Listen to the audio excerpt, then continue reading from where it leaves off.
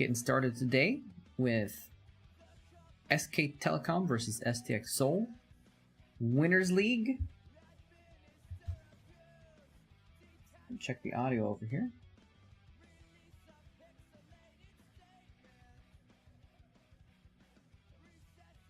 Testing, testing, testing.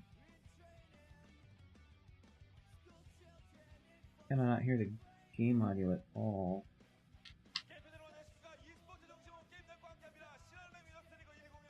Is it quiet?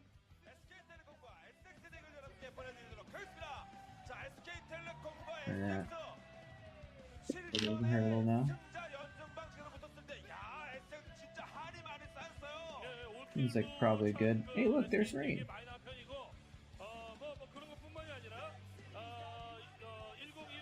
Alright, test, test, test. Probably good sound balance. We'll call it good.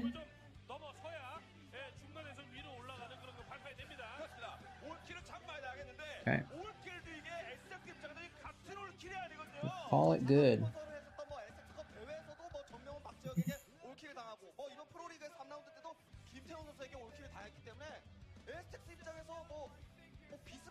It's the ads not running.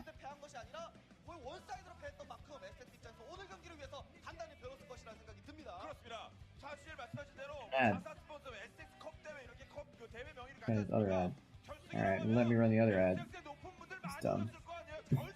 I like to run ads at the beginning before anyone actually shows up to the stream, because then it turns off pre-rolls and no one actually has to watch them because no one's actually joined yet. And the people that are joining right at the start are usually subbed anyway, so they're not seeing the ads to begin with, so get them out of the way a little bit. Not that that really matters too much, but you want the ads to not be, you want no pre-roll ads, because then people that are new don't get like turned off by like trying to join a stream and then like, oh, here's an ad, so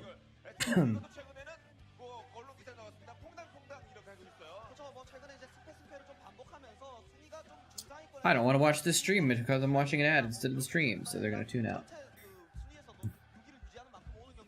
Anyway.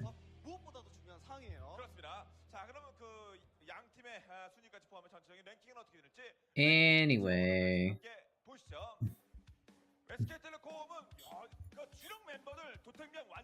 Oh, they're showing the team stats. SK Telecom is in first. Wow, 20-9. Plus 23. They're wrecking the league. Holy crap. Well, KT is 17-11. They're actually not that far behind, but look at their score, +6. That means that they're winning 4-2 or 4-3. They're basically winning 4-3 every win, you know, or 4-2. SK Telecom. SK Telecom though, they're winning by, let's see, they have 20 wins. With 29 games, they're an average of +1 per game. So if they're losing by at least 1 in their losses, they're winning by +2. So they're just, I mean, it's just, I guess the math turns out a little weird, but anyway, what is this second set though of stats that they scroll to here? And I guess STX Seoul isn't that far behind actually. They're in 6th place, but they're only 2 wins behind Vulture. Ranking. What is this? I don't understand what this ranking is. Why is the ranking different than their team league stats? I don't understand. Because it says Vulture has 10 wins. The SK Telecom has 7 wins and 4 losses. Maybe this is recent. This is like last 10 or last 11 games or something. This is recent games, maybe. Damn, Vulture's on a 10-win streak. Flash must be on fire. Someone get an extinguisher. Put him out. My bot.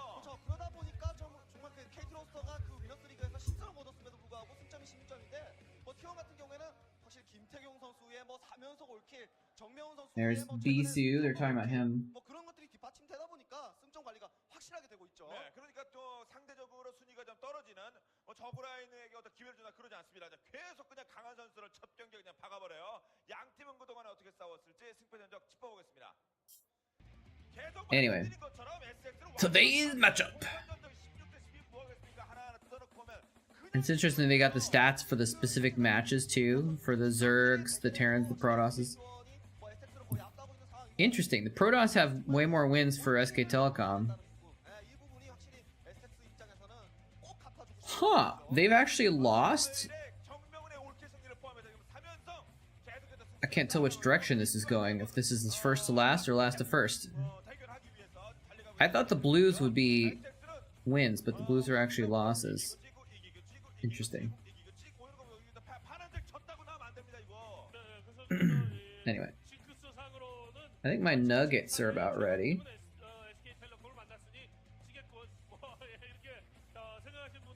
Might go get my chicken nuggets. Hey, Oddstar, what's going on? Dude, that Ardo dance is crazy, man. I like the combo with the nukes and the dancing. Hey, Nakata. Moletrap coming at you with another watch party, that's right. I didn't think anyone was here. I was about to go AFK and I'm still gonna go get my nuggets in a minute, but can you explain a little bit about the university team things? They're actually connected to universities, or is it considered schools? Are you talking about the Korean academies that are going on right now? If so, what that is it's not connected to actual universities or anything like that. It's just like, it's basically like little teams that have so it's just artificial teams that the programmers have kind of grouped together, where they're teams of pro gamers and up-and-coming players, which I think a lot of the time are women. I'm not sure if it's all women or something like that, or I don't know. Anyway, so basically it's like, it's kind of like coach-pupil league, actually, in a way, where you've got the coach pro gamers, and you've got the people that they're coaching, and then the people they're coaching play against each other, basically. So that's kind of what the academies are. And it's just it's a way for them to kind of make more content, basically, by having these this set of competition. Already coming in with some Chatcraft units here. Well, since we got people in here, let's go ahead and skip forward to the game. We got Fantasy versus Hero. We're doing the whole Winners League set, by the way. So we could see a Fantasy all-kill. We could see a Hero all-kill. We could see a back and forth. We'll see. So that's what I know about the academies. But I don't know a ton about it. This is my kind of basic understanding of it. So, if you could ask Artosis, he usually doesn't see much in his chat because his chat is so busy, but if you ask him, he might know more about how that all works. Yes, the academies are for researching STEM. Fantasy was awesome, man. He was. I never got super into him, but I was never like a big Fantasy fan, but he's a strong player, for sure. Do they make money? It's just content. They're all streamers. They're all streamers. So it's content for all of them. And so they make money by the fact that the academies are really successful and people like to watch it. Means that people are watching all of their streams more when they're doing the academy content and getting more publicity and stuff like that. So my understanding is they don't actually make money directly off of it. I don't think they have sponsors or anything like that. But it's a way for them to all produce content on their streams to all basically just kind of do better. Yeah. Yeah, Artosis might be able to tell you more about it, but I'm not sure. I'm not sure. But that's the basics, though. Yeah. You're welcome. Marine range. Don't forget optical flare, Smith. How's everyone doing, by the way? We got a lot of people up in here already. 7 viewers. Pog champ. But it's hard to get an answer out of Artosis because he's usually here's the key. If you want Artosis to answer a question, you have to do a TTS You have to do a donation, otherwise he might not hear it. You have to do a TTS donation and ask your question after he's won a game that he felt good about. Because usually if he's upset about losing a game, he'll just kind of ignore stuff a lot of the time. So you gotta wait for him to win, and it has to be a good win, and then TTS him a question, and he might be able to answer it then. Because otherwise he doesn't pay much attention to his chat because it's too busy. That SCV is 5 hit points. Ooh, it finished the barracks, but it dies. You have a week off work? Wait, had like the last week you were off all week? You haven't even been at work in a week? You haven't, yeah. So you got a week coming up, or you're done with your week off? Either way, it's awesome that you got to relax for a while. All right, my nuggets are probably burning now, so I'm gonna be right back and go get my chicken nuggets. BRB.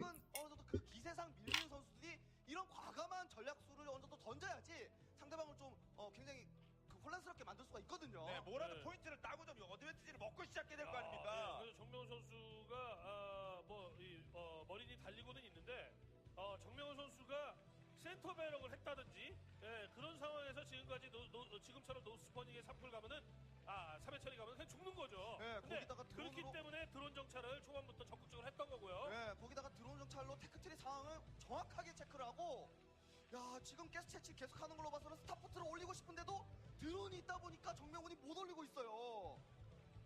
한 번 더 이러면 체력도 채우기 때문에 한 번 더 볼 수 있습니다. 자, 이쪽 키보드가 가능하죠. 그렇죠. 거기다가 맞는 도로 잘 뺐어요 또. 조율장 분위기가 너무 좋은데요. 그리고 성크 나서 드론 한 기도 안 잡혔고. 정명훈, 김태경 이 두 명의 쌓인 골을 다 풀어버려야 됩니다. 조율장 선수도 스타포트 확인하고 들어줬기 때문에 히드라스크 된 건설하든지 혹은 스포 콜로니 건설해도 되고요. 투 스타포트는 안 겁나죠. 일반적으로는 그래도 3회 처리 노스포닝의 3회 처리가 아니라고 할지라도 2회 처리 상태에서 스포닝풀 직구 3회 처리 간 요런 Alright. I got some nugs. I got some root beer. I got some Starcraft. I got some friends. Life is good. Life is good. The glory of the... Oh, glory for the SCV. That's right, the barracks will be named after him. How's it going, ID Serve? What's up, Iskia? How's everyone doing?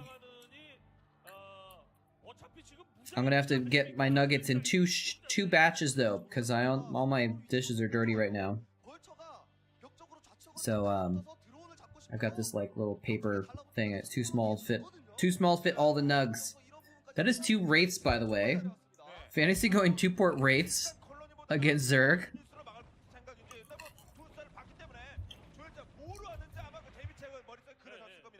You know, it's interesting we don't see it more often, in a way, because it transitions pretty well into 2-port vessels later on, right? So it's like, it's not like the starports are just like useless after you do early wraiths. Now wraiths are obviously, you know, flimsy, so there's some risk. It's not like it's the best opening ever. You kind of have to catch them off guard, but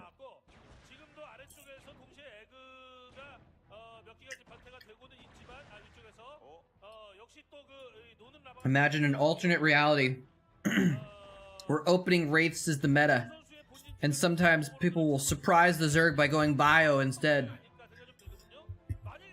to catch them off guard when they have Hydras.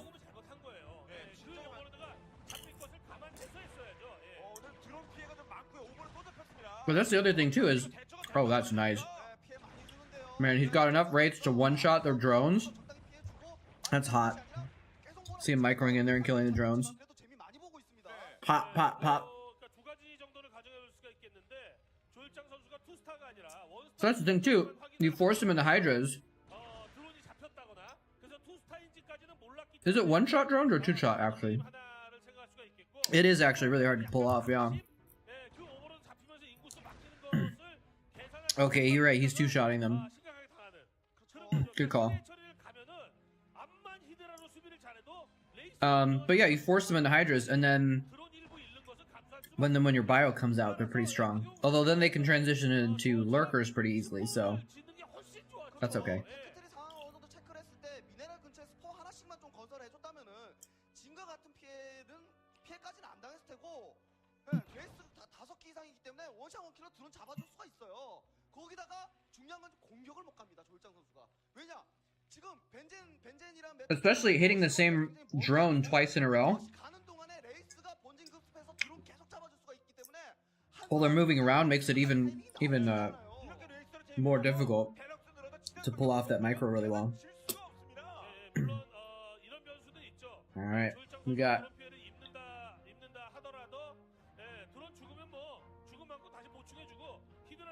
that. Sorry, you ever swallowed soda and like, I don't know, the bubbles got stuck in my throat or something. It was weird. Judy! What's going on, Judy? How was BTS?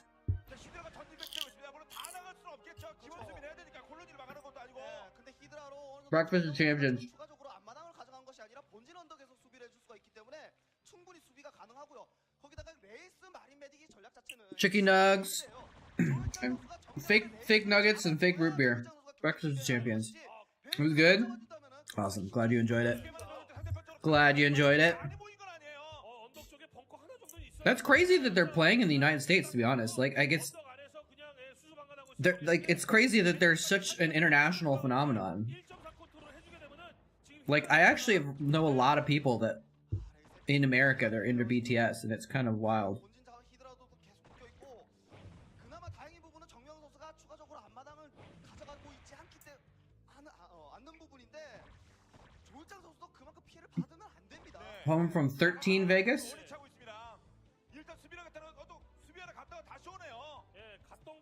13 days in Vegas. Oh my gosh.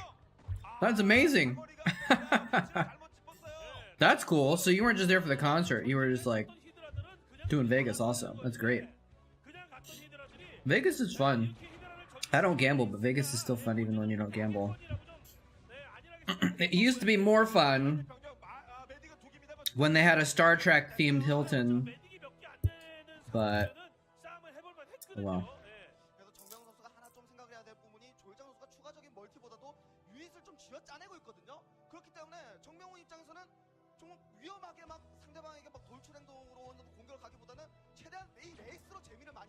Wait, they played 4 nights and you went to all 4 of them? That's great. Man, that is some like, that is some super fan dedication, man. Wow.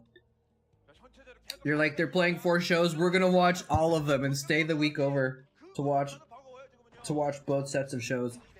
That is crazy.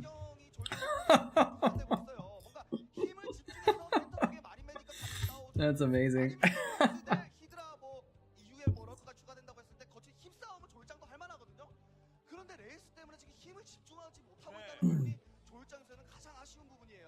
That's a good way of putting it. Hello, bacon.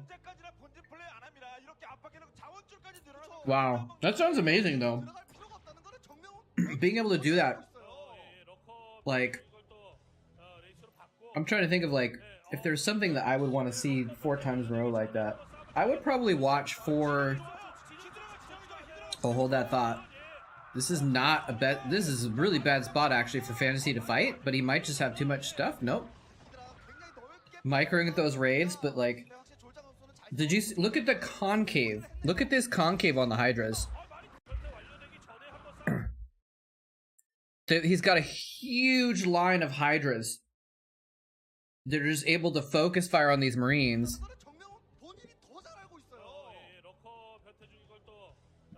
It's just a perfect spot. I mean, that's why he has his Hydras on the other side of his bridge. He's waiting for this to happen. And right now there's 2-3 Marines firing and 10 Hydralisks firing. Now there's 4 Marines firing. Look, the Marines in the back can't fire. All the Hydralisks are firing. This is a terrible spot for Fantasy to take a fight, actually. He just he got overconfident because he's like, I have Medic Marines. Medic Marines beat Hydras, right?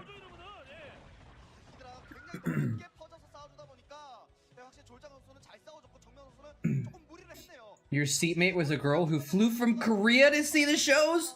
What? But she's from Korea. She can see them in Korea, right? That's amazing. Wow. That's wow. I don't even know what to say, man. That's crazy. That's so crazy. She flew from Korea. Cause that's like, that's at least $1,000 round trip for just the flight. And that's like 2 whole days of flying.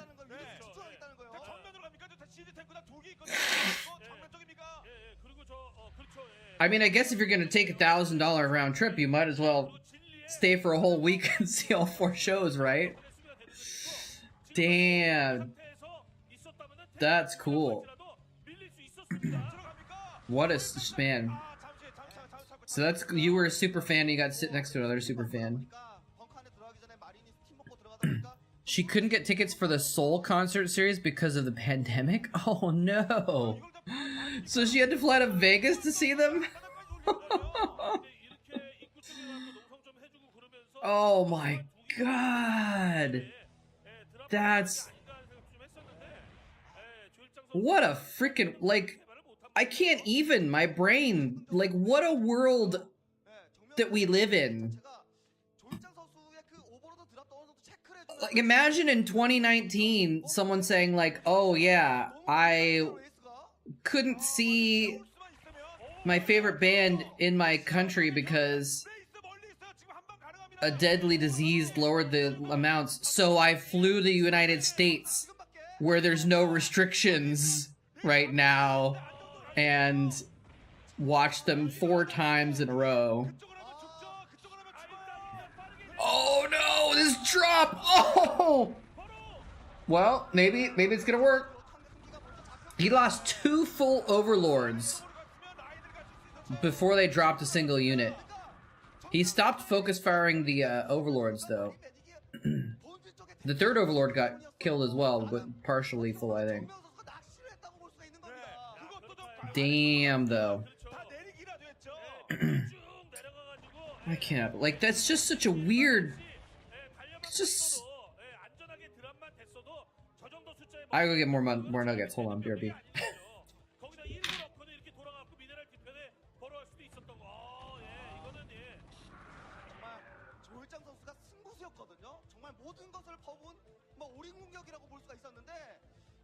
그거 자체가 그 오버로드 방향 루트가 잘못되다 보니까 마린 메딕에 잡히면서 야, 오탱크에다가 마린 메딕 러시 이거 막아내기가 너무 어렵겠는데요. 아, 러커 완전 밥이죠 지금요.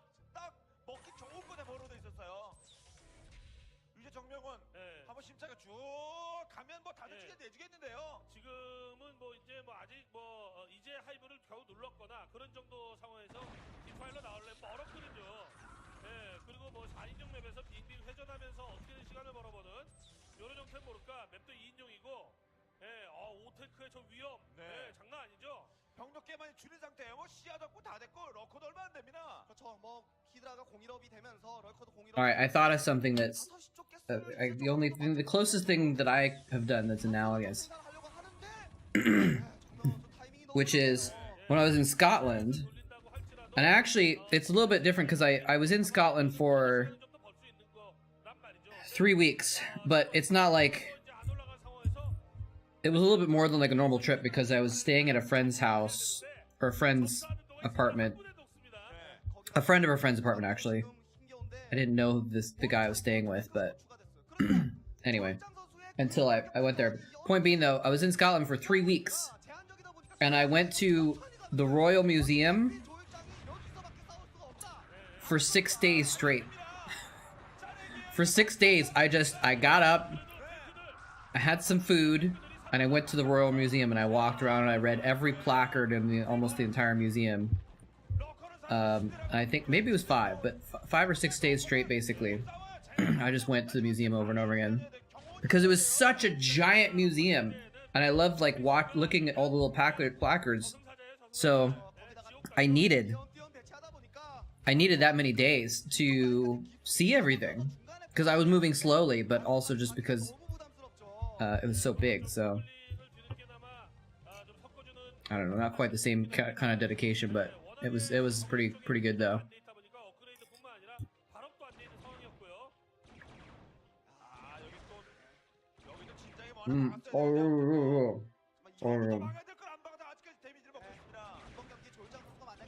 So I guess I'm a fanboy for museums the same way you're a fanboy for BTS, maybe.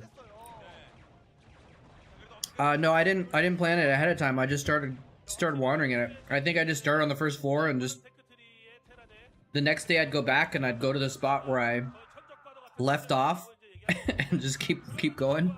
And then when the museum closed, I'd, you know, and I wasn't there all day, I guess, because they were open until like 5. I wouldn't usually get there until like noon, but still, yeah, I was there until they closed, basically.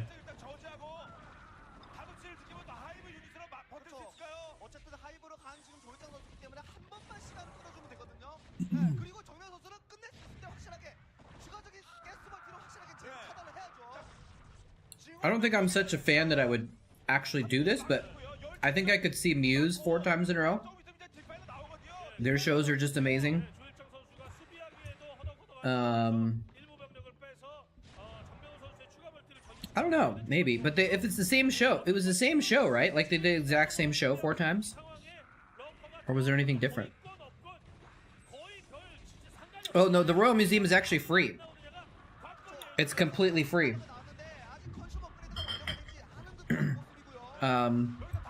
So I didn't have to pay every time or anything like that. I just went.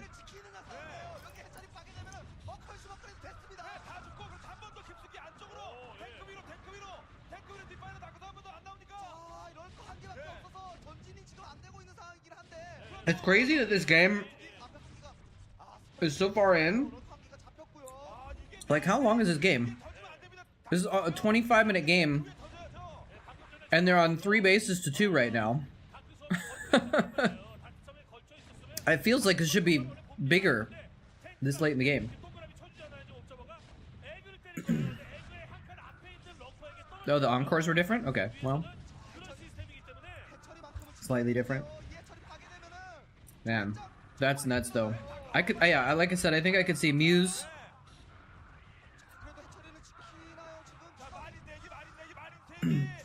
Maybe they might be giants. They don't even really put in that much of a show, but I just like their music that much. But I don't know. The last couple concerts I've been to them have not been that great.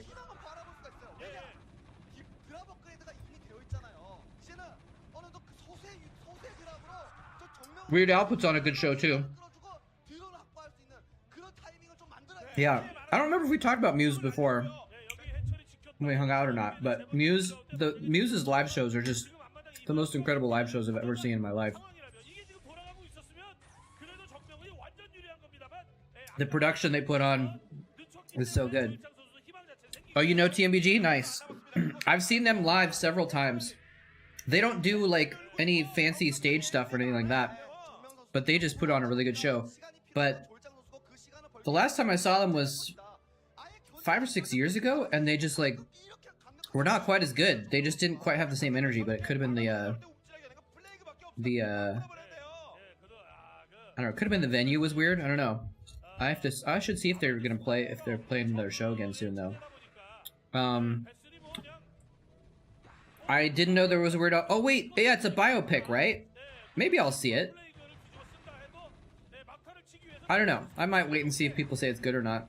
I don't feel super excited about it. But yesterday, I bought tickets to Weird Al's tour that he has going on right now. Or actually, I don't know if he started it yet, but it's soon. It's this year, basically. And I was dumb and I missed out on buying tickets in Seattle, which is closer to me, so I actually had to get tickets in Portland. So I'm gonna have to drive a couple hours down to Portland to see him. But it's the same tour that he did a few years ago, and I missed out on the chance to see him a few years ago. It's I don't remember what he's self-indulgent, ill-advised tour or something like that, and it's all his solo work. It's all no parodies, all his own original music and stuff like that. And no big band, no theatrics. It's just like a Weird Al focused Weird Al concert, basically. And he did this tour a few years ago, and a friend of mine said it was amazing, and I missed out on it. So he's doing the same tour now with the same stuff again, or similar, and I got tickets this time, so barely. The cheap seats were even sold out, actually. I had to get kind of more expensive ones.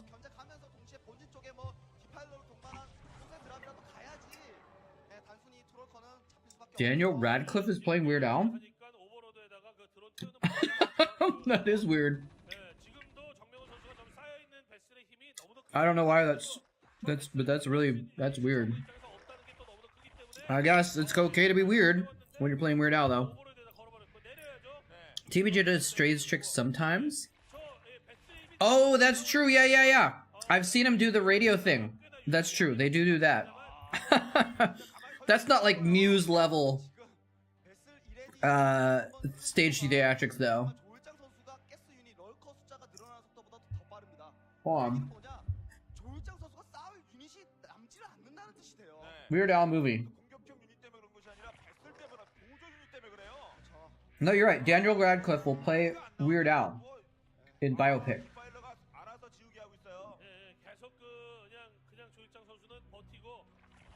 Let's see if there's a picture.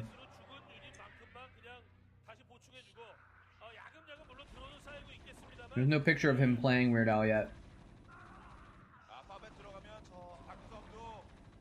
Oh no, there is one picture of him playing accordion. I don't know, could be good. Hello, Botterham. Welcome. Been watching me since 2009. When are you then to be the? Are you okay, Botterham? I can't believe this is like 30 minutes in and there's still 3 bases to 2. Actually, no, Fantasy has a 3rd base now. So this might be over pretty soon for Hero. He's hanging on by a thread with these swarms, though.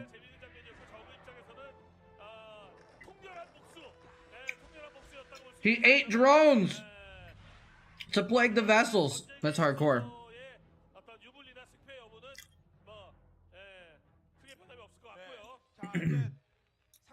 Hey, Basilius, or Basilis? What are you trying to accomplish with the Zerg command?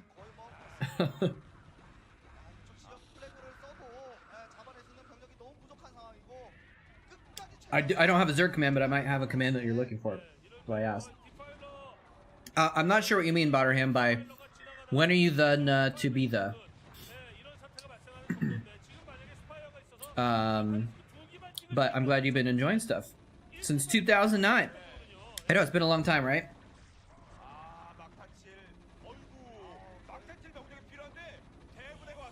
Yeah, this is over. It's time to exit the game, Hero. Although this is Winners League, so when you lose a Winners League game, you want to stay in as long as possible to force your opponent to possibly be more frustrated or tired or whatever like that, because they're going to stay on and face someone else from your team. So Fantasy will be playing another player from STX Seoul next. Oh no! Oh, what the hell? That was not good. Ooh, another big plague. Wait, he just plagued all the vessels that were already plagued, though.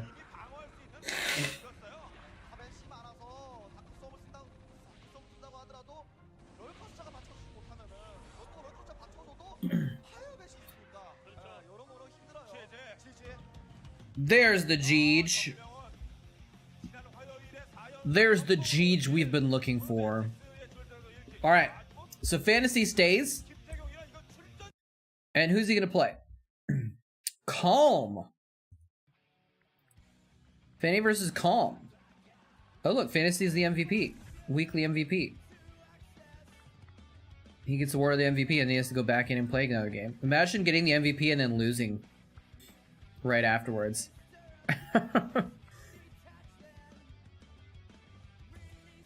Alright, Fantasy versus Calm.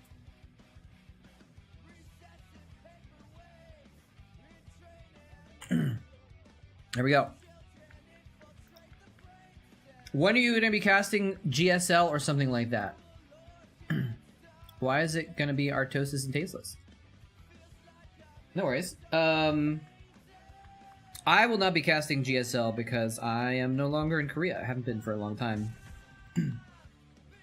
What is this award? Oh, it says 100 wins. It's behind the Chatcraft window, sorry. But the team got 100 wins, so they're giving the coach an award. That's cool. I'm not doing casting for Starcraft professionally anymore, Botterham.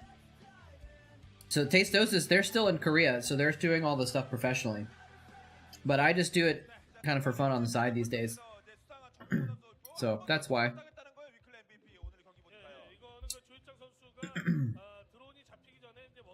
Sorry if that's a disappointment, but I like Tasteless and Artosis.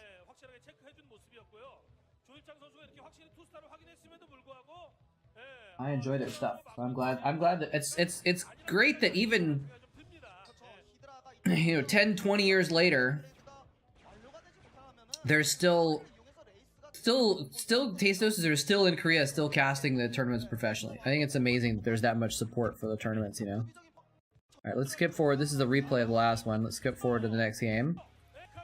Calm. Who he looks more calm in the later years. He used to have more of an edge to his facial expression.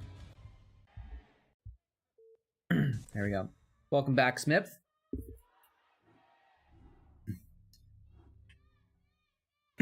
Yeah, they might be giants. I remember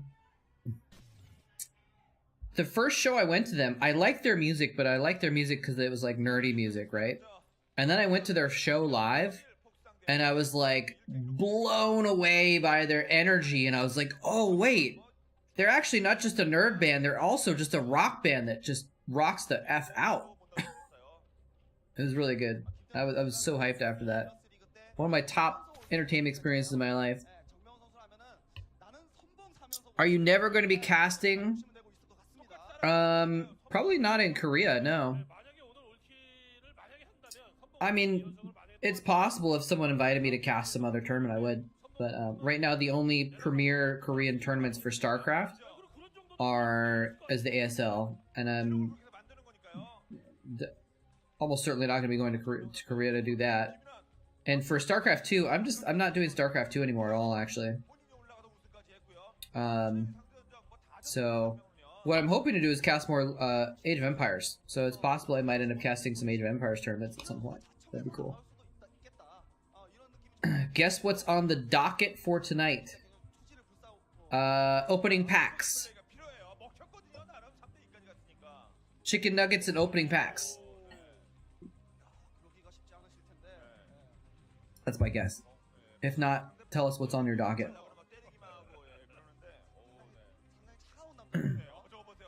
It's Bunky! Shaking his finger at us for some reason. Foot spa! I should have known.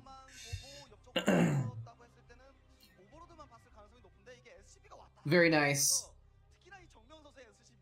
Very nice. Oh, man. Dude, I was in the mall. I don't go to malls. I hate malls, but I happened to be in the mall because there's 2 weeb stores in the mall, and I was looking for something specific to get for Diggity, actually. And they had a display section with massage chairs, and I didn't have time to stop and sit in one, but I was like, oh man, maybe I need a massage chair. It's probably like $1 million, but something like that might be nice.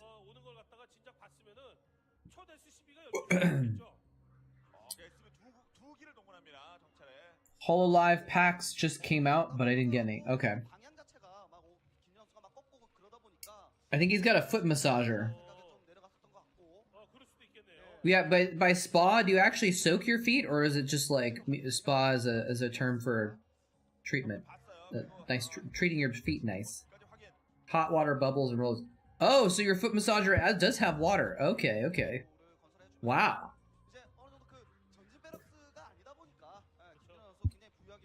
그리고 이제 That's nice. 정찰해 보니까 정명훈 선수가 9시 쪽에 있잖아요. 만약에 이제 9시가 김윤환이고 정명훈이 12시다라고 하면은 투에 처리해서 테크트리 올려갖고 빠르게 뮤탈리스크 생산하는 게 최고죠. 그저 알고도 정말 막기가 힘든 관계가 되는 거거든요. 이카루스 맵에서 그 테란과 그 진영 관계가 그런 식으로 결정이 되면은 정말 어려운데 지금은 그런 식으로 뮤탈리스크가 뜬다 해서 테란을 완전히 뭐 농락 수준으로 괴롭힐 수 있는 정도의 진영 관계는 아니다 보니까 시네이처를 펼친 거고요. 거기다가 보자마자 출동하는 거 보자마자 저글링 생산해 주는 것이 아니라 바로 성 콜로니를 건설해 주고. 이거 참 놀라운 빌드입니다. Is Fantasy gonna do wraiths again? We just saw him do 2-port wraiths against Hero. And they sent out another Zerg. Arguably a better Zerg in 2011. Hero was still very good though, but Hero is obviously one of the better Zergs of the recent era. What's going on, Dithril? Welcome.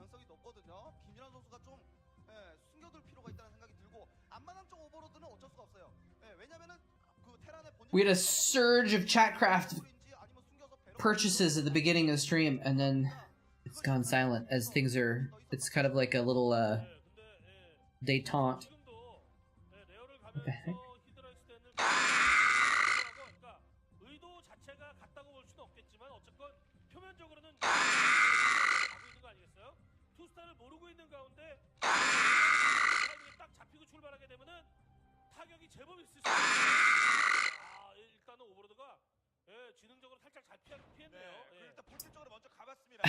And then Smith came back with his foot massage and bought some more Zerglings.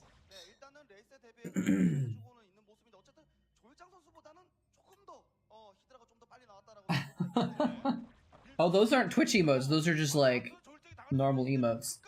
Are you on mobile, Judy? I always get confused by normal mobile emotes on Twitch, and I'm like, wait, of course. Why don't they have an emote keyboard available, like on a phone, on normal computers? Like, you know, you're on your phone, you hit the little emote keyboard, it pops up. You should be able to do that on Twitch or wherever.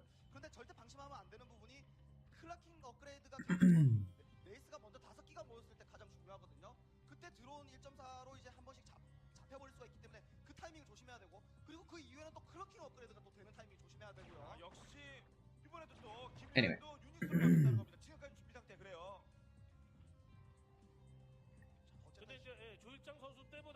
Different map, so that might change fantasy strategy as well, but he has gone for rates again, so he's like, might as well do it again. Worked the first time.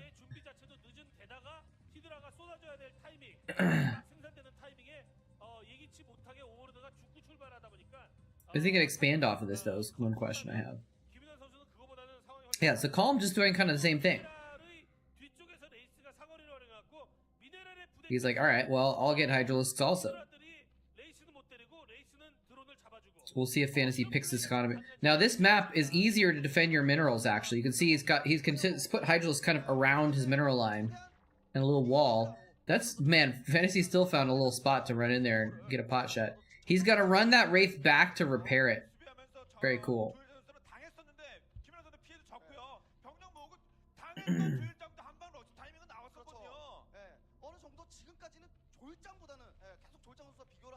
Still making, yeah, this is the exact same build, man. Exact same build. A little weird that they did this, that they sent out another Zerg. But, you know, they probably had certain people planned for certain maps. Not necessarily the matchups. They're like, alright, Calm, you're on map 2.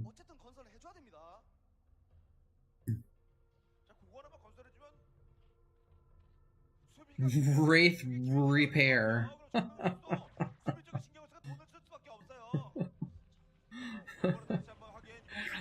That'd be fun if you could just add W's to any R and just call it silent. I don't know why you can't do that. I wonder why silent W's exist. Actually, I wonder, but I have a theory, I guess. Which is, well, I don't know if I should say I have a theory, but listen to a podcast about some stuff like that, and a lot of the time it's like basically letters that used to be pronounced, usually from other languages. So maybe Wraith is an old Norse word that used to be actually pronounced, you know, Warite or something like that, and it's been changed and simplified, and they just the W got left in from when they wrote down how the word was pronounced. Some monk wrote it down in 1200 or something.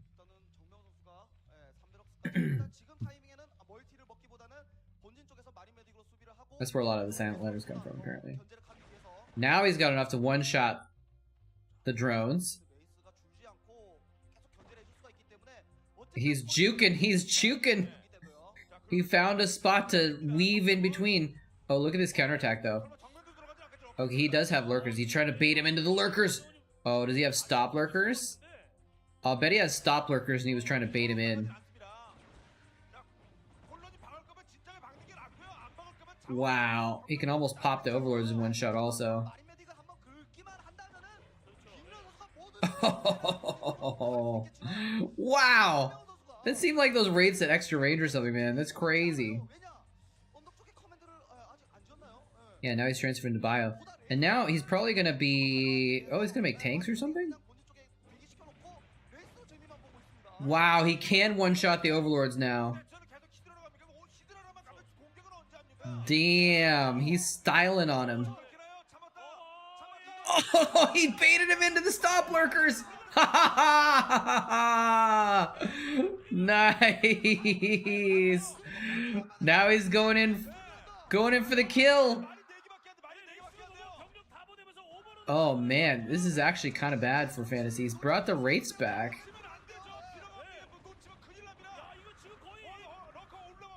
He should probably kill the Overlord and Cloak, maybe. Oh, he doesn't have Cloak energy on all the raids anyways.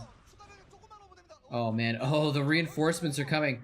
Can he kill those lurkers before the reinforcements gets here? Oh man, that's too bad. If those reinforcements arrived a little bit sooner.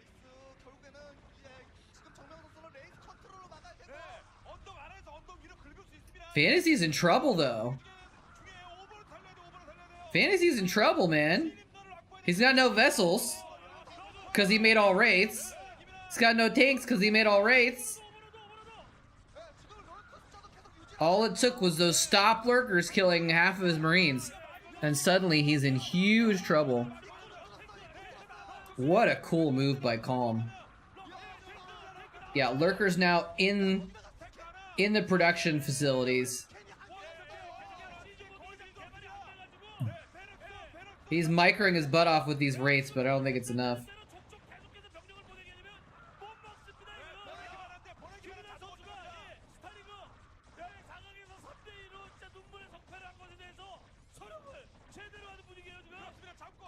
Oh, look, he's not even mining. He's not mining at all. His lurkers in his mineral line. GG. GG. Yeah, it's always fun to see different units than you're used to, Botterham. I like that a lot too. Scouts, extremely rare though. I don't think it's been a long time since I've seen a legit scout that wasn't just like some sort of weird late game addition. He's tactically putting himself in disadvantage to a comeback. Yeah, didn't quite work. No, but scouts are, I think, maybe my favorite unit to see. Alright, so now Calm stays. And who are they putting up against them? Hyuk! Hyuk is being put out by SK Telecom to face Calm. Interesting.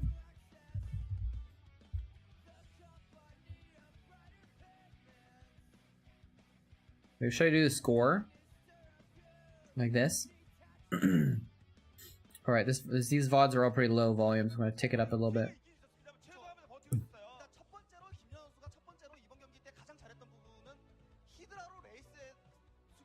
All right, there we go.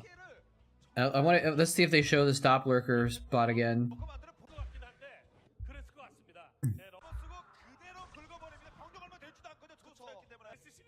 Yeah, this is it.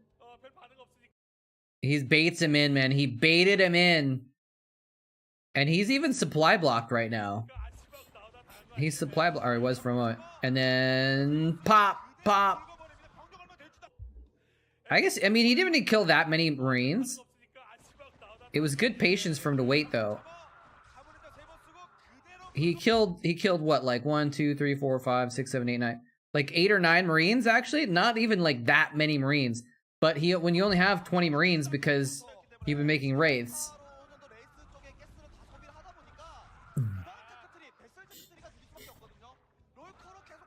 Yeah, the old comeback trick didn't really work out for him, unfortunately.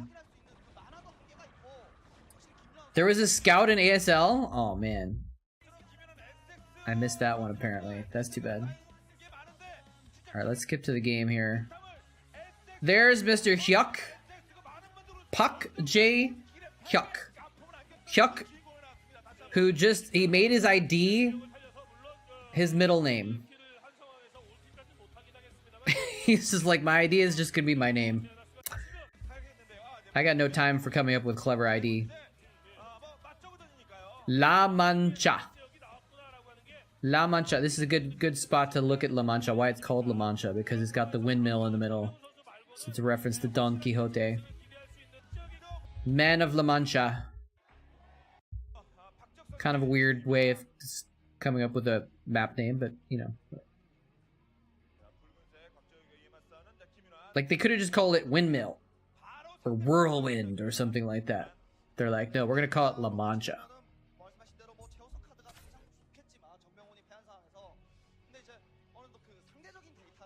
Your favorite movie is what, Man of La Mancha? I haven't seen it. I think I've heard of it, though. It's not just like a standard Don Quixote movie, right?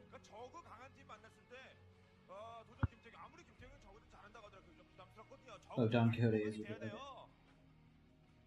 Isn't there a movie called Man of La Mancha, though? A musical. There's 19... Maybe I'm thinking of something else then. I'm just crazy, I guess. Aren't there like a million Don Quixote movies? Which Don Quixote is your fave?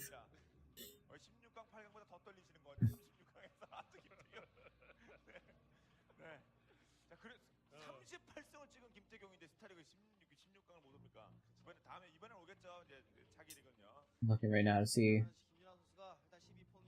There's one in 2000. There's one in... Oh, wait. The Man Who Killed Don Quixote is a 2018 movie? There's gotta be more than just the one movie, right? Oh, yeah. Okay, so Man of La Mancha, 72. 2002, Lost in La Mancha. I don't know if that has anything to do with it. Has there really only been one Don Quixote movie? I heard the Batman is good. I've heard it's good. I kind of want to see it.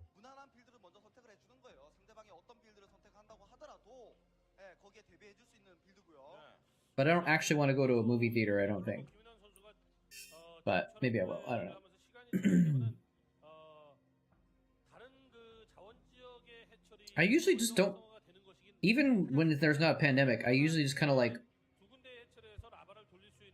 forget to watch movies. Like, I forget to like go to movie theaters. Okay. I used to... I guess I used to go on... yeah, I might have to like try subbing to HBO and watch some movies on there, I think, at some point. They've got some good ones, I think, that I want to see. I've been trying to decide if I want to, if I want to watch Game of Thrones. But there's a couple other series I kind of want to watch on HBO. Alright, we got ZVZ. We got Zerglings attacking each other now. This one Zergling. Just being a distraction. making all the enemy Zerglings run away for a bit. Hyuk is the red Zerg. Calm is the yellow Zerg, by the way. 그런 판단으로 보이기도 합니다. 그러니까 깜짝 김윤환이 생각하기에 뭐가 이렇게 많아 싶은 저글링이 갑작스럽게 달리는. 근데 김윤환 선수는 그걸 Why does every new movie have to be 3 hours long? I don't know. 본게 확실하네요. 예. 그렇죠. 보고 나서 육저글링 이후에 드론 생산하면서 성콜로니 건설. Most movies stream weeks after release. Okay, okay. Huh. Maybe, yeah, I don't know. I've heard more than one person talking about that too. That it's a trend for movies to be really, really long these days. And it doesn't. I might have talked about it before, but it doesn't make a ton of sense because you'd think that shorter movies would be better value. Well, shorter movies are better value in theaters. Maybe that's why. Because in theaters, if you have a shorter movie, you can fit in 6 showtimes instead of 5. And you can make more money off that movie, right? But if you're streaming, like, it doesn't matter. And so a longer movie, people are going to maybe feel like better value. They got better value and they're going to spend more money on it. So maybe that's why there's longer movies, is because, like, someone figured out that you make more money off of that when you're streaming longer movies or something. I don't know. Just a theory.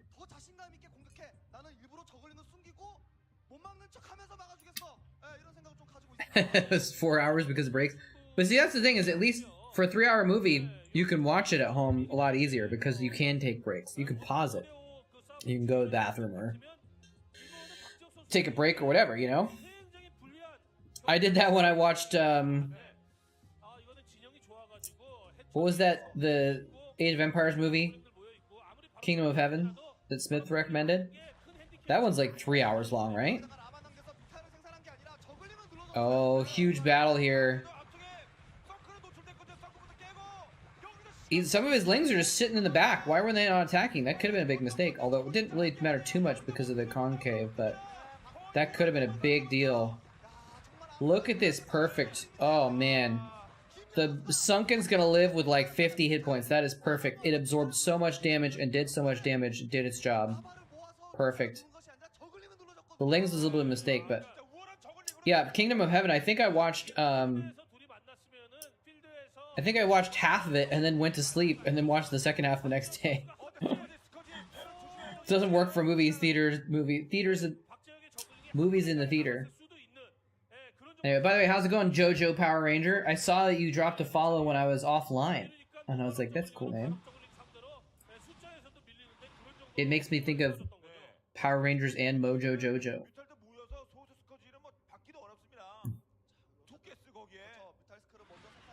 You're happy when it's less than 2 hours? Interesting. So it's like the norm to have long movies, I guess. Maybe it, it might have something to do with someone must have noticed that they make more money off it. That's why. That's my main theory, is that someone figured out they're making more money off long movies. I think part of it came from the like the Marvel movies ended up getting longer and longer, right? But people were like, this is epic, I want to spend money on this epic long movie.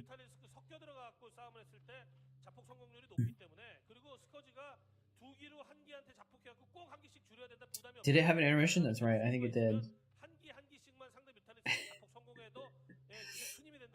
Unfortunately, it didn't have intermission music that went doo ba doo ba doo ba doo ba doo ba doo doo doo ba doo ba doo ba doo ba doo. Oh. Muta battle. Hyuk is not looking confident about this battle. He's losing damage because he's falling back. And as he's moving away, he's taking more damage that he's not dealing, so... Calm gets the better end of it either way. Yeah, that's... I mean, Calm won with that Ling battle, I think.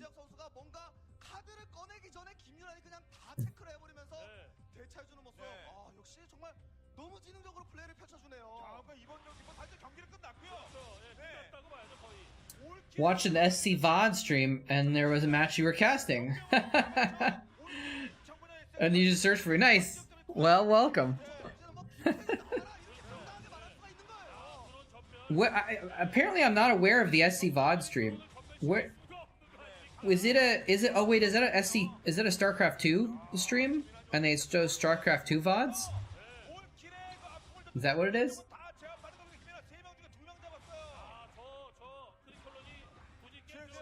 There's the GG. SC VOD Archives. I've heard of this, but I never see it. But I only look on the Starcraft 1 section of Twitch. So let's search for this here. Yeah, okay, so it's a Starcraft 2 channel. Got it. And they just show random VODs. That's cool. There used to be a channel that did that for Starcraft 1. Starcraft 2, GSL, Pro League, Star League, a little Casper Cup. Oh, so they do some Starcraft 1 also?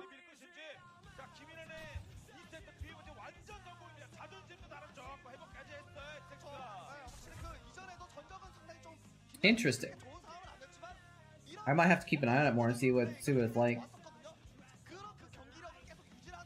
Right now they're doing 2015 Naver Star League, Starcraft 2 Star League. How do they just like, do they have the rights to show any of these things? Anyway, well, I'm glad it helped you discover that I was back again. Alright, anyway, so Hyuk won the game. I'm sorry, Calm won the game. Calm was the yellow Zerg. They're sending in Rain! Rain versus Calm. We got a PVZ now. Interesting. There's Hyuk, who lost. Looking a little bit frustrated there. Here, this is the battle. This is the winning battle, I think. This is really interesting. The Sunken is really clutch. And basically, this is all in because you can see Hyuk only has one base. Calm has two. So Hyuk needs to basically kill him while he has the slight advantage before he gets money out of the extra base. So he goes in here. He just goes all in Lings, basically. Goes in here. This is just a perfect spot to engage, though. Right in his little choke. And this is really, really great engagement by Calm. I'm not sure why Hyuk did. I mean, I guess he was all in, so he kind of had to do this. But he also, like, he could have sent Lings around the top of the hatchery instead of having them, like, look at these Lings just kind of running around behind the other Lings, not doing anything. He needs to have them run around the side and attack from the back so he can get better surface area. But I say that, the Calm is doing the same thing. So Calm could have had more Lings involved also. But that one Sunken colony just did so much work. It was just right in the middle of the defensive line, and it absorbed so much damage. It took like 350 damage or something like that. That's was it 10 Zerglings worth of damage basically? That's 10 Zerglings that are alive instead of dead. That's a lot.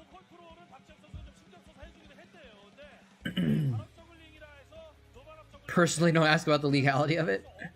I mean, luckily no one else is too.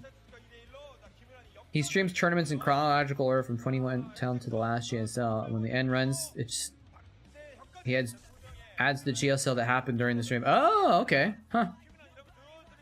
That's really weird that he's allowed to do that, honestly. I don't know, maybe he has some the rights to it. Because especially if you're showing recent stuff, you know? Anyway, let's get into the game here. Let's see, this map says Piwi Nungshan. Okay. I don't know what that means. Bloody Ridge. His name is map in English. There was a Brood War stream, but it was Korean only. Okay. Yeah, well, yeah, there used to be, Mairdry was the name of a stream that there used to be, that would show random, it was just on shuffle, I think, and he was shuffled, he had 3,000 Korean Brood War VODs, and he just had them on shuffle, basically. So, maybe, I thought this was the same, but it's actually just in chronological order, which is a little bit better, too, in some ways, because then you can, like, kind of watch series as they happen, and, I don't know. There's advantages to shuffle, too. I wonder if it has, Yeah, bringing the best Korean StarCraft 2 esports. 그렇죠. 예, 프로토스가 강력한 한 That's my dream. 그 강력한 한 덩어리로 센터를 That's my dream, is that to 압박하면서 이쪽 저쪽 이런 각계격파 figure out a way to have a Twitch stream that... 바로 밀고 Yeah, this is the Tastosis VOD. A Twitch stream that just runs by itself and doesn't have to do anything. Isn't it weird that moletrap has the rights to all these Kespa games? Look, it is actually very different, because the thing is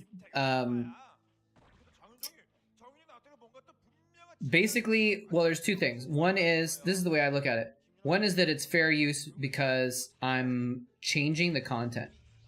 I'm adding commentary that is completely changing the way that you experience the content. And if you're just playing the VODs, if you're playing someone else's VODs without any change to them, without any commentary, without any additions, like, that's completely different. So, like, that's why the SC2 VOD archive stream seems very different to me, because they're just playing Tastosis VODs. Just straight up. And if they're taking recent stuff too, like, that's very different. The other thing is that part of copyright law is that if you let people use your content and you don't challenge it, then you give up your copyright to it. And myself and others have been doing this with these Korean VODs for 15 years. For 15 years, and the Korean companies have never stepped in to assert their copyright and try and stop us from doing it. So they've essentially, according to copyright law, they've given up their copyright, their copyright claim to this content, essentially. So that's the way I look at it. So I do actually feel that I'm doing this legally. I worked for OnGameNet. OnGameNet knew that I did, you know, pirate videos of their stuff, and they hired me to work for them. So, like, they're pretty clearly saying that they're okay with that happening, essentially. Or they didn't care. So. There's also the fact that OnGameNet doesn't exist anymore. And NBC Game doesn't exist anymore, so...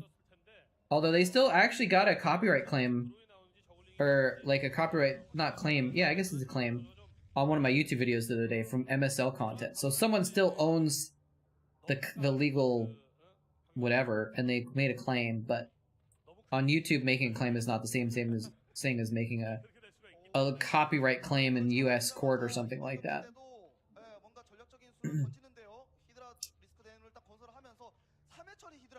Anyway, how's it going, Liru2? Sorry it took me a minute to respond. I was in the middle of a bit of a rant when you said hello.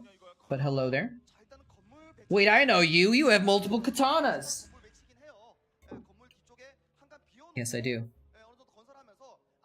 Well, I actually no, I have one katana. And I have a wakizashi. And I have a tanto. Long sword, short sword, and knife, essentially. Or dagger, I guess. Well, I don't know. This is like a little bit big to be a dagger. You wouldn't really call this a dagger if this is an American or non-Japanese weapon, but I think the shorter ones are called tantos. I could be wrong about that. Yeah.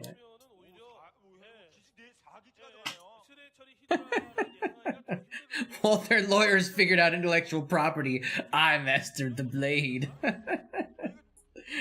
True.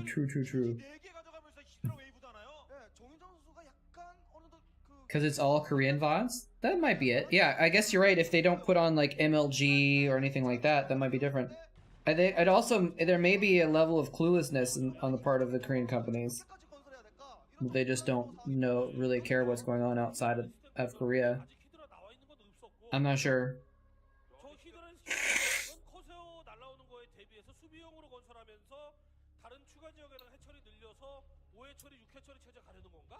Yeah, exactly, Ken and Khan. That was part of the big arguments that happened with Blizzard and Kespa when StarCraft 2 came out. Is basically with StarCraft 1, Kespa was just like, yeah, broadcasting their game, and Blizzard couldn't really do anything about it because there was nothing. Like when they released StarCraft, streaming didn't exist. So they didn't know, and esports didn't exist. So they didn't know that they should have to like include some kind of agreement with the game saying that you had to abide by any rules that the game company made up, right? So then StarCraft 2, when they came along, when they released it, they said, well, we're going to release StarCraft 2 with a disclaimer, like an agreement on the game saying you have to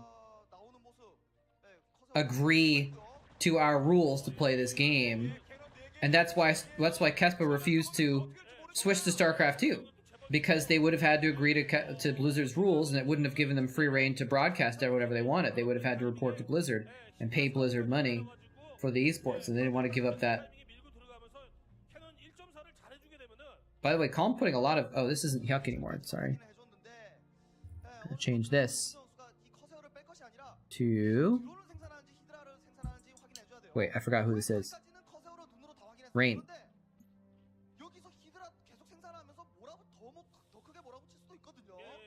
Palms up 2-1. But yeah, I think there was some stuff where Blizzard wanted Kespa to pay them money for broadcasting StarCraft, and they refused. But that was, I think, a little bit legally more hazy.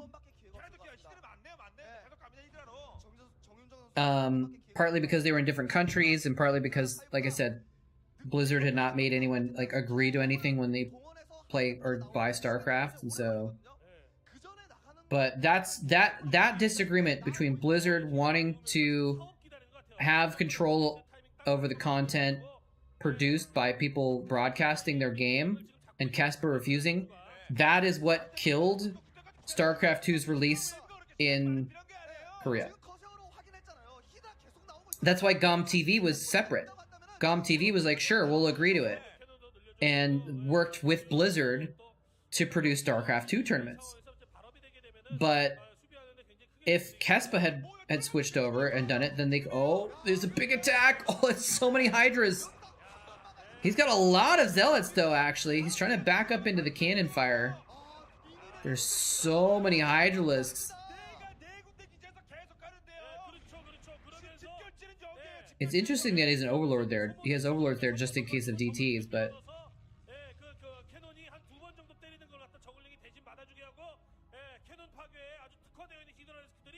Looks like a Chatcraft. Oh, wait, he's got a Templar, I think. Does he have a Templar? Yeah, but they don't have Storm yet. Or they don't have energy yet. Oh, he's just trying to buy time for those storms. The probes are fighting. He's waiting for Storm to upgrade. Dude, Storm is like 90% upgraded right now, I think. And the Templars all die. Oh, no. Well, good timing by Calm. Damn, dude! Calm with 3 kills in a row. Yeah, it's Baby Rain. Yeah, so that whole it sucks because that whole argument between Kespa and Blizzard killed StarCraft essentially. It didn't kill it, but it severely injured the StarCraft community because it meant no one could fully invest in StarCraft 2. But StarCraft 1 people got split from StarCraft 1 also. So the scene got split between StarCraft 1 and 2. And outside of Korea, people focused on StarCraft 2. Inside Korea, they still focused on StarCraft 1 for 2 years. And those 2 years, when StarCraft 1 was arguing with StarCraft 2, is when League of Legends took off and took over freaking esports. It just hurt everyone. It hurt everyone. Because, yeah, like, it wasn't even good for Blizzard because then it meant that the StarCraft 2 scene was not as good as it could have been because all the Kespa players were not playing in it. You know? maybe it's better in some ways because then the Koreans didn't just immediately come out and dominate Starcraft 2 around the world. And so it gave non-Korean players a chance to get a head start. I don't know. They nerfed. When did they nerf Nux's ultimate? I just said. All right, let's see who's next. Uh-oh, they sent out Bisu now. They're like, we're gonna throw in Rain, and Rain will face Calm. Oh, that didn't work. Let's throw in the God Toss. Let's throw in our Legend Protoss instead here. But you know what? Calm was up 3-1, so we could see a Calm all kill here.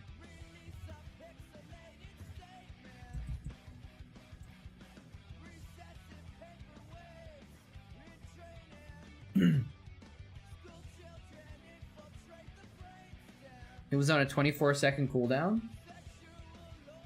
Oh, and they increased the cooldown. Oh, I do kind of remember that. Yeah, yeah, and you could get cooldown reduction on her and have her ultimate up like basically all the time.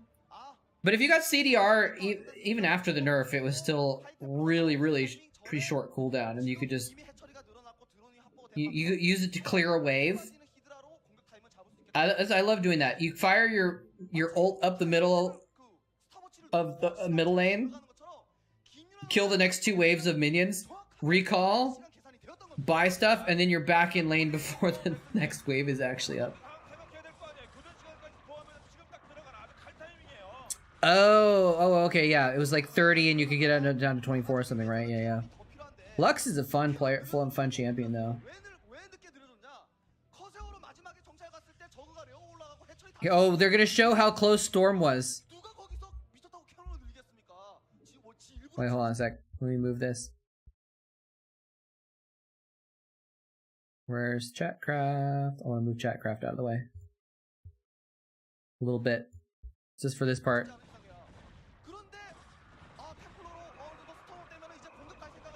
Oh no! Storm is 95% complete. Oh, look at this. Wait, Storm just completed! Oh no! Dude! Storm finished before the end of the fight, but he has 66 energy on the Templar. Click on the other Templar. Click on the other Templar. Click on the other Templar. A DT pops out, I think, as well. No, never mind. Okay. Yeah, 70. He has 70, 69, 70, 72, 73. Oh, man. Oh, boy. Oh. He had Storm finished, but he had 73 energy when they all died. I mean, he was dead anyways, even if he storms right now, because he lost everything, but still. It's kind of crazy that was that close. That was, I mean, but that's not like, that means that was that, the timing was that good by Calm, you know? He knew exactly when to attack. Udyr was your other main. Interesting. Fiddlesticks, I played a lot of Fiddlesticks also. I got the surprise party Fiddlesticks skin, and I would love playing him just because it was such a fun skin to R over a ridge and throw people a surprise party. QEW someone. I was never good enough to get Fiddlesticks. I wasn't good enough to usually get Fiddlesticks fed enough to actually kill people with a combo, but it was good for attacking with teammates.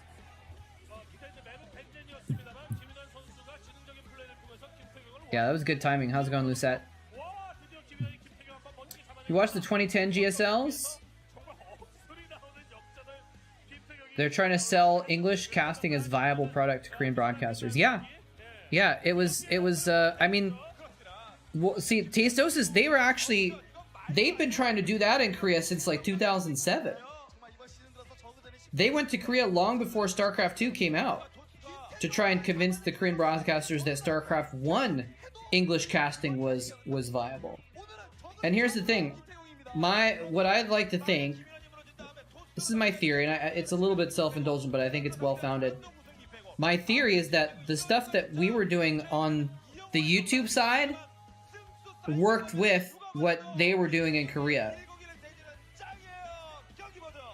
Tasteless and Artosis were in Korea. Tasteless actually went there first, but they were trying to convince people that StarCraft 1 could be a thing. And then while they're doing that, we're over here getting tens of thousands of views on our YouTube videos. And we had one finals VOD that got viral because of some, well, he's a jerkbag, but he would just basically steal our content and put it on blog posts and stuff. It got us some exposure, but still.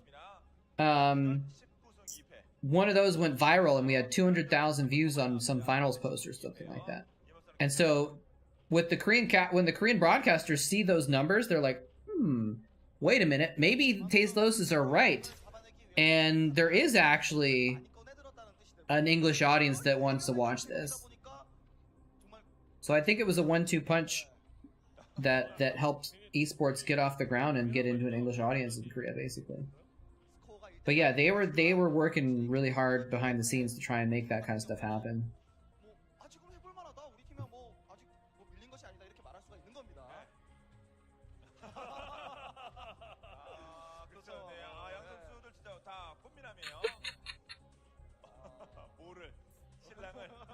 That's BC with a Pokeball? I don't know what's going on there.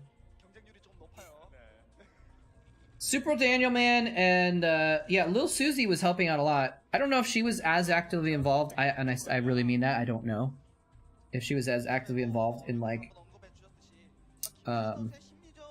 trying to get stuff going. I know that she helped a lot with just being a translator and stuff. Super Daniel Man. I won't comment on Super Daniel Man right now. Yeah, that might have something to do with the SCVOD stream, yeah. I mean, honestly, probably it's because they don't know the SC2 VOD stream exists. That would be my guess. It says, BC, you can catch me? How do you switch to FPS mode in Brood War? What does that mean, FPS mode?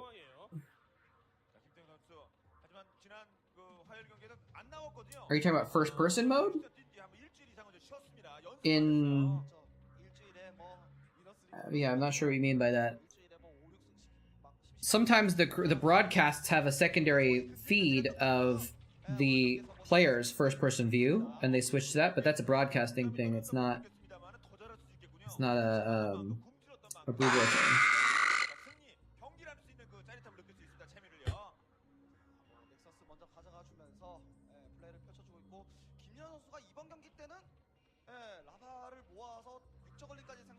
Would you be the Zergling? That'd be pretty cool if you could switch to the first-person view of a Zergling. Although that's called natural selection. There's a game called Natural Selection where you can essentially play a Zergling and you can run up against Marines and bite them with your mouse one.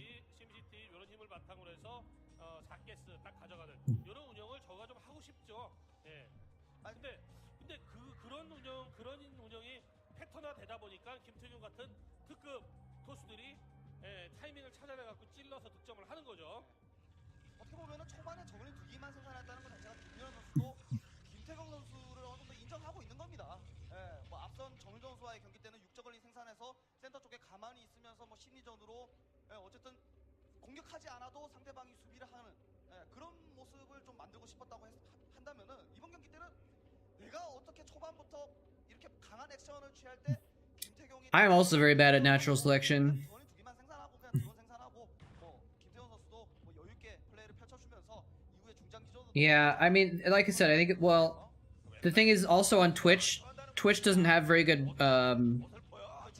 tools.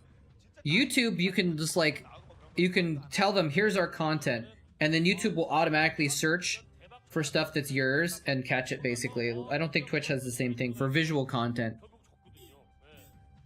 That's my theory, at least. But it's just hard to find stuff.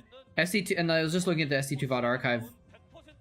channel and it had 60 viewers, right? So like 60 viewers is not a very big viewer base that it's going to catch anyone's attention generally. 그걸 알면 다 김태경 되죠. 그렇죠. 예. 김태경 선수는 There actually really is expanding in natural selection. 역상성을 이런 정도까지 해낸 선수. Like there's different, I don't remember exactly how it works because it's been a while, but there's like base nodes that you take over and you get bonuses if you take over those areas, right? Is Bisu about to be another victim to Calm? It's got a little wall of probes here. It's trying to break through. This might, oh, this is not working, Calm. Oh, I think that might be GG actually. He just went all in Lings instead of all in Hydras, and Bisu just had the Great Wall there. The Great Wall of Probe China. Proba, I don't know. Yeah, Twitch is on top of copyright music. But again, I'm not sure how they do that. And you're right, I think that's because like the music companies are actually actively going after them. But it may be that they're looking at the view counts and stuff. Oh, he's gonna sneak some Zerglings in. 4 Zerglings. I don't think that's enough to really do enough damage to make this worth it. Because there's 2 Zealots, so... Back then, Bisu Rain, now Rain Bisu. Yeah, true. Actually, in 2011? They might have been on the same level in 2011, I think. I think if I had to... And I say might because I actually just didn't watch enough in 2011 to really know. Because I was doing Starcraft 2 content in 2011, so I wasn't watching Brood Wars much, but... Bisu was... Like, 2011 was when Rain was at his best in the Kespa era. And Bisu hadn't really been a champion winner in a while, you know? So, they could have been around the same level-ish.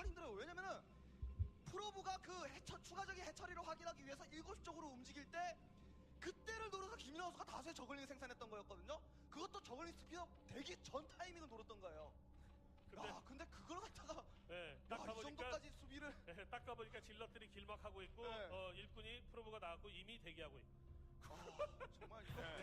정말 저희는 놀랐어요. 저희는 뭐 김윤환 선수는 김윤환 선수 얼마나 놀랐겠습니까? 그거 보고. 아니 심판이 김태경이 어떻게 하는 겁니까? 심판이 경기 들어가기 전에 확인하거든요. I agree though in general, Smith. I'm just 그냥 감각적으로 하는 거예요. 이게 와 진짜 대단합니다. 지금 어쨌든 지금까지는요.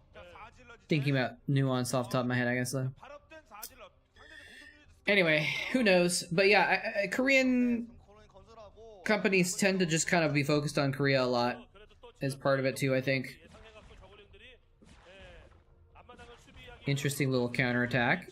The Zealots just ran in, took some sunken hits, and then ran back out again. As you do.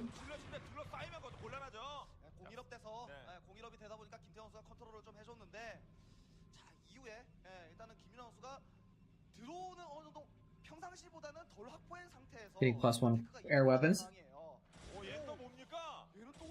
Getting a lot of Corsairs actually. So whoa, he's got a Zealot in the main. How do you get a Zealot in the main? Just, you know, picking off a couple drones, scouting the Spire, as you do. I mean, I think he knew the Spire was there, but still.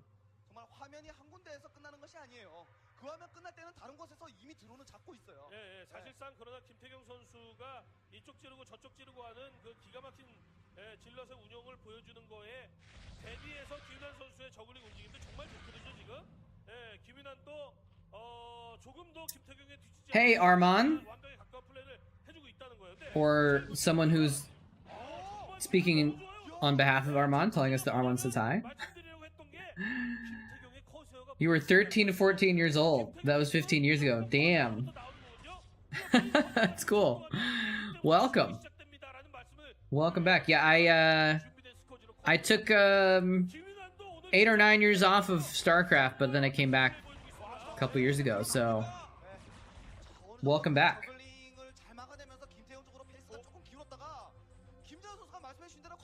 I get that, not a lot, but a fair amount, that people were like, I watched you when I was a kid, and now we're all adults, so it's kind of interesting. Yeah, JoJo for sure. Africa is where all the people stream on in Korea, so they don't pay as much attention to Twitch, I think.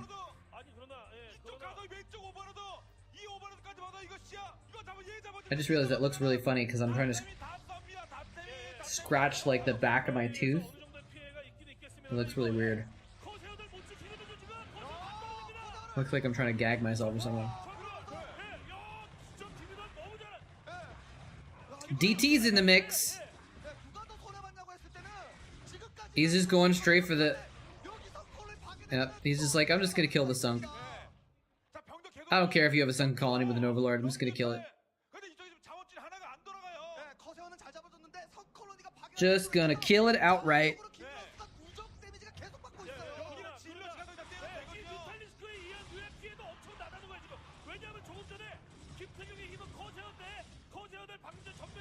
Is Calm? Wait, no. Actually, no. Calm was losing his third. No, this is his desperate counterattack. He killed all the skirt on the Corsairs earlier, which was really clutch. But I don't know if he quite has enough with that Archon to kill the main right now. He would need to kill the main.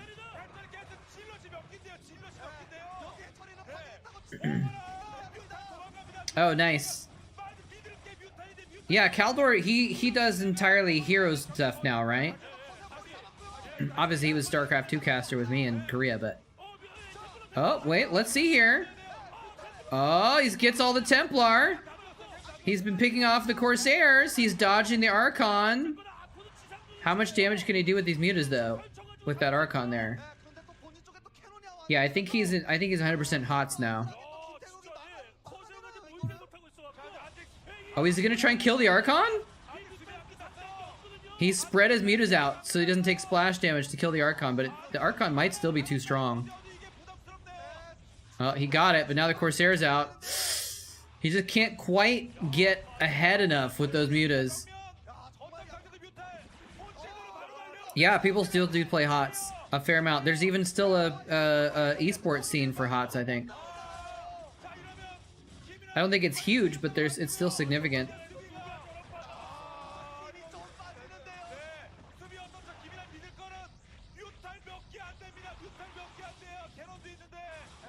Yeah, Grubby still does hot stuff. There's a lot of big streamers that used to be StarCraft 2 people that are now HOTS people, like, I think Haswabs.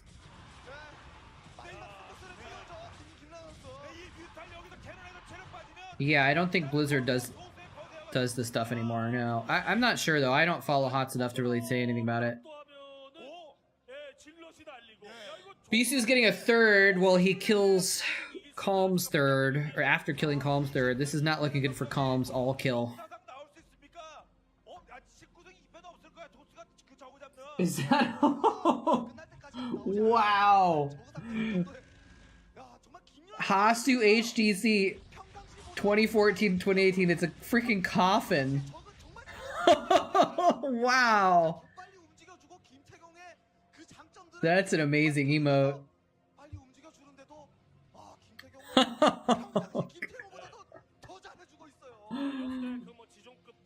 Oh wait, 2016 to 2018. That's funny, man. That's really funny. Hey, we got 30 people up in here right now. Apparently, on Twitch. I should say just on Twitch. A few people on YouTube probably also. Alright, you know what? We're doing it. We're gonna do Chatcraft over this game. It's a little bit late. I usually give more notice, but I just decided.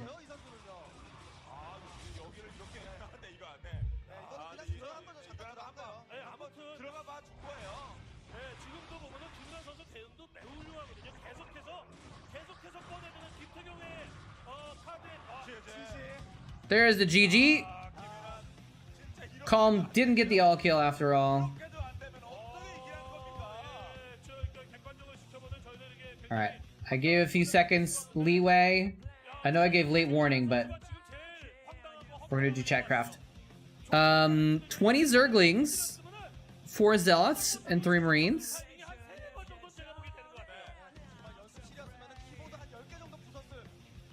Could go either way. Maybe I shouldn't have sprung Chatcraft on it that quickly, but it's okay. It's too late now. I just realized, like, it's been an hour and a half, so we might as well do one. Alright, so that means Bisu stays, and he has to now, like, reverse all kill, basically. Or not all kill, but he has to reverse 3 kill. So he's going to be going up against Frozen, aka Frozian, aka Cute Angel.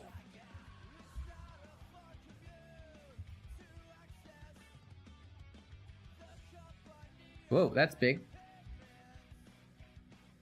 Make that smaller.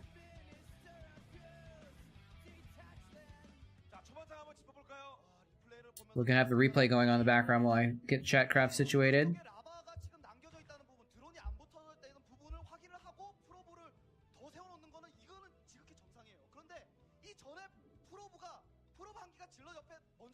Alright. We got 4 Marines. No, 3 Marines. Only 3 Marines. Uh-oh. 4 Zealots. And 20 Zerglings.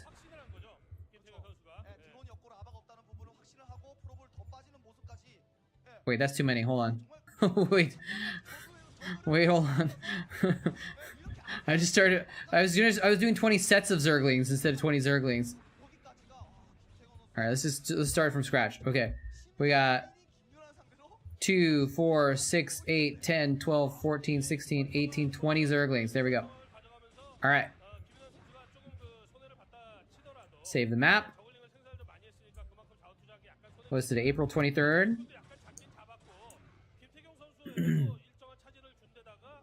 Got a boot up BattleNet as well.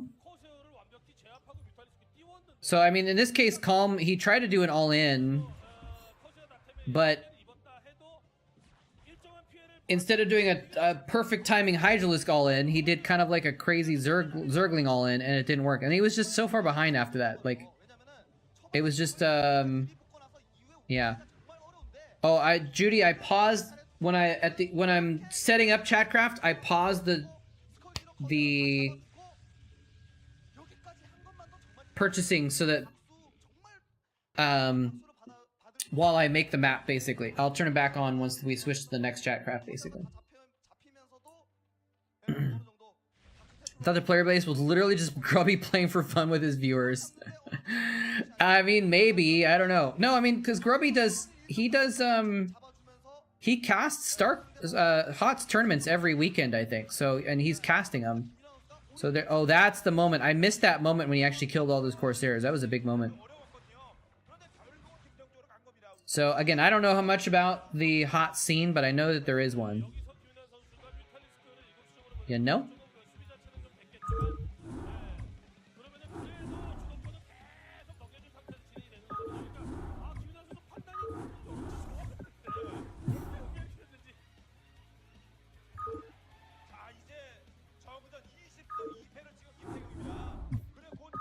You hear me making the map in the background?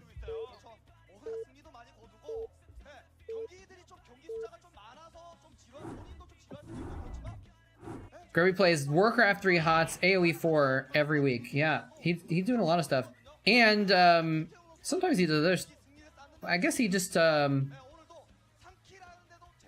feel like he does another game sometimes also, right? Maybe not. Anyway. Let's go ahead. There's Mr. Cute Angel right there, aka Frozen. Let's go ahead and switch over to the Chatcraft battle. We'll see how it goes. Minions was the MVP last time, but he isn't even here.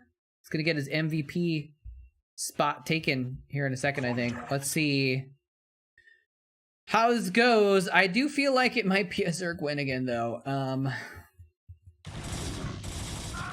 Zealots, nice. This is a good Zealot attack over here, actually. Getting good surface area on these lings, and then they get surrounded. And it's gonna go ahead and be another Zerg win. Smip, Oddstar, and Ricardo. I missed him contributing there. Smip with the 1600 minerals coming out as the MVP. Well done, sir. Well done. 66 wins for the Zerg. No, sorry, 65. They're now almost double the Protoss wins again. Almost. Almost. All right. Let's go ahead and get back to Bisu. Hello? Hello? There we go. And we're just gonna skip Frozian's introduction and all that stuff, get straight to the game. You change the names. Bisu versus Frozen. We gotta change the score now. It's 2-3. So again, if Frozen wins this though, it's still STX takes the series. Turn up the volume a little bit more. Cool game, bro. Oh, that's right. He did play Warhammer for a few days, right? With a friend of his or something like that. It looked like a neat game, actually.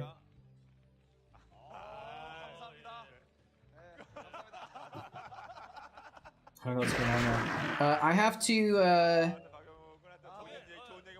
Basilis coming in with an Overlord purchase to contribute there. Lots of room for Zerglings now. So much room for Zergling activities. I'm gonna go pee. BRB.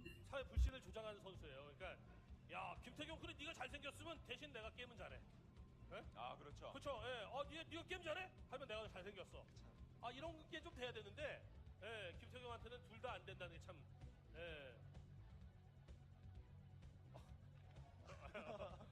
알겠습니다. 일단은 이 맵 자체가 아치덱이라는 맵 자체가 왜 프로토스 테란이 12대4로 이렇게 차이가 많이 벌어졌냐? 추가 앞마당을 가져가고 나서 추가적인 멀티를 가져가기에는 너무 개방 형태에서 수비를 해야 되고 그 개방 형태에서 힘든 수비를 하고 난 뒤에 가져가는 멀티가 미네랄 멀티라는 거죠. 테란 입장에서 업그레이드 신경 써주고 나서 3개스를 가져가야지 그 업그레이드를 발판으로 물량이 쏟아져 나오는데 그 물량이 힘이 좀 약할 수가 있다는 거예요. 그런 점에서 봤을 때 확실히 테란이 여러모로 힘든 점이 많습니다. 예, 그런 맵에서 그냥 평범하게 원팩 더블을 하고 원팩 더블을 하면서 센터 날려가지고 그 뭐 안착시키기 뭐 이런 점까지 역언덕이기 때문에 또 이제 그 앞마당 쪽 그 센터로 나가는 부분이 넓은 개방형이기 때문에 토스에게 오만 압박 다 당하고 이렇게 하느니 투팩으로 승부를 본다든지 일이 차라리 날 수가 있거든요. 자, 김동건이 나와서 일반적인 뭐 중장기전 특히 맵이 아지텍인데 뭐 오래 갈 것 같진 않습니다. 오래 끌 것 같진 않습니다. 근데 언제 어디서 그 비수가 나올지 모르는 거죠. 거기다가 김태형 선수가 빌드가 앞마당을 지금 빨리 가져가고 있는. 그러니까 테란이 입구를 막을 때 프로토스는 앞마당을 빨리 가져가죠. 테란이 입구를 왜 막겠습니까? 프로토스의 강력한 푸시를 대비해서 최소한의 피해로 막아주기 위함인데 그에 반해서 프로토스는 멀티를 굉장히 빨리 가져갔다. 야, 이거 빌드 차이가 너무 많이 벌어지는데요. 김태형 선수 쪽으로 빌드가 너무 많이 기울어요. 네, 그러니까 그렇게 플레이할 가능성이 높은 김태경을 상대로는 투팩이 좀 어떨까 이런 생각을 제가 해본 거였는데 일단 김동건 선수는 원팩 더블 빌드 형태로 가고 있고요. 개수 조절하면서 그리고 이제 뭐 아즈텍이 정말로 테란이 토스이기 어려운 이런 맵이긴 했었는데 초창기에 막 9대1, 10대1 뭐 이런 정도까지 벌어졌었고 그 이후에는 테란도 나름 그래도 뭐 비슷비슷하게 서로 이기고 하고 있어요. 어쨌든 미네랄 멀티를 추가적으로 가져가기는 힘들지만 거기서 또 버티고 센터 쪽 가스 멀티. Did I miss a white guy? 그러니까 좀 장기전으로 끌고 가야지 이제 테란이 조금 더 할만하다는. They always gotta show them on camera. 그때까지 과연 김동건 선수가 자원적으로. Who was that foreigner? Was it someone we should recognize? 포인트 시작점 자체가 지금 달라요. 자, 일단은 김태경한테는 둘 다 Gorchiza is here. Bisu greater than all. Okay, that's weird. 안 된다는 게 참. That guy's kind of a weirdo. 알겠습니다. All right. Anyway, moving on. 자원적으로 He did look a little long bottomy, didn't he? 멀티를 따라가기가 포인트 시작점 자체가 지금 달라요. 멀티 앞마당 멀티 차이가요. 이 부분을 김동건은 빠르게 좀 가져가야 됩니다. 그리고 뭐 투스타 레이스 같은 Classic foreigner. Not really, actually. Usually foreigners are not that weird when they're on camera. In the audience there.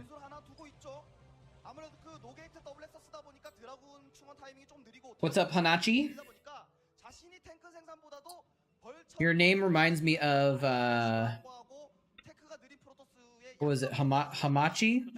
There was a thing we used to use, I think it was called Hamachi, which was like a virtual LAN app that you would use so that you could use LAN over internet and play LAN games together, basically, and it would have like low latency.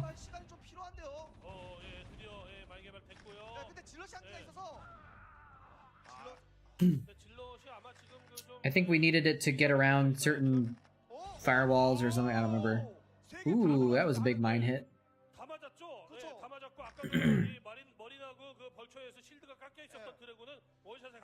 Eating some barbecue. Nice, nice. Hamachi had a hamster logo? I don't even remember that. Yeah, I think I remember we used to have to use Hamachi to do something. And it just made it lower latency when we played Starcraft online too. It's better than BattleNet. But there were some other games that we would play as LAN games over Hamachi, I think. Xbox Online, isn't that... I don't understand. Is that something that's you needed to... You mean instead of using LAN? Isn't Xbox Online still a thing? Or you mean used Hamachi to play Xbox? Oh, interesting. Oh, yeah, okay. Freaking port forwarding, man.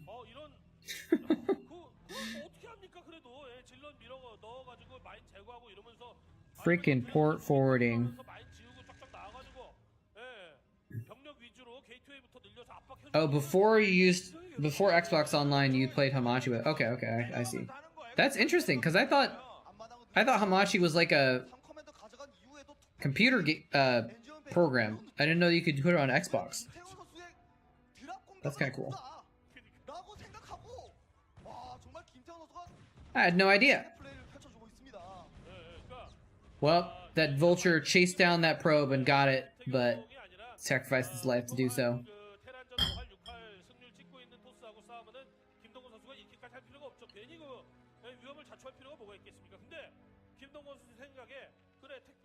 You remember buying a router specifically to allow port forwarding. Interesting.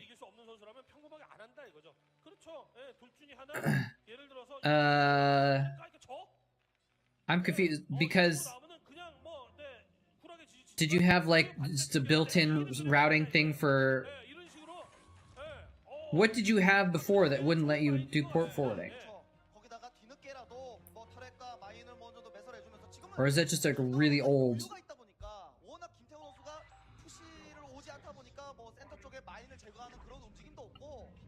It was just like a really old router or something like that.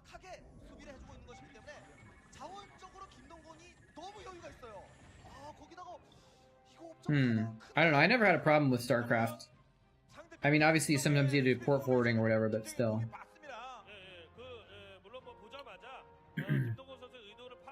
I don't know. I do not know.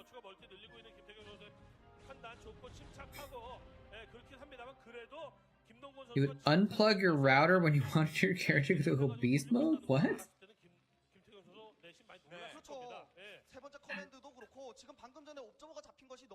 I'm very confused. I never played any. I didn't almost play any fighter games online ever in my entire life, so I don't know how that stuff works at all.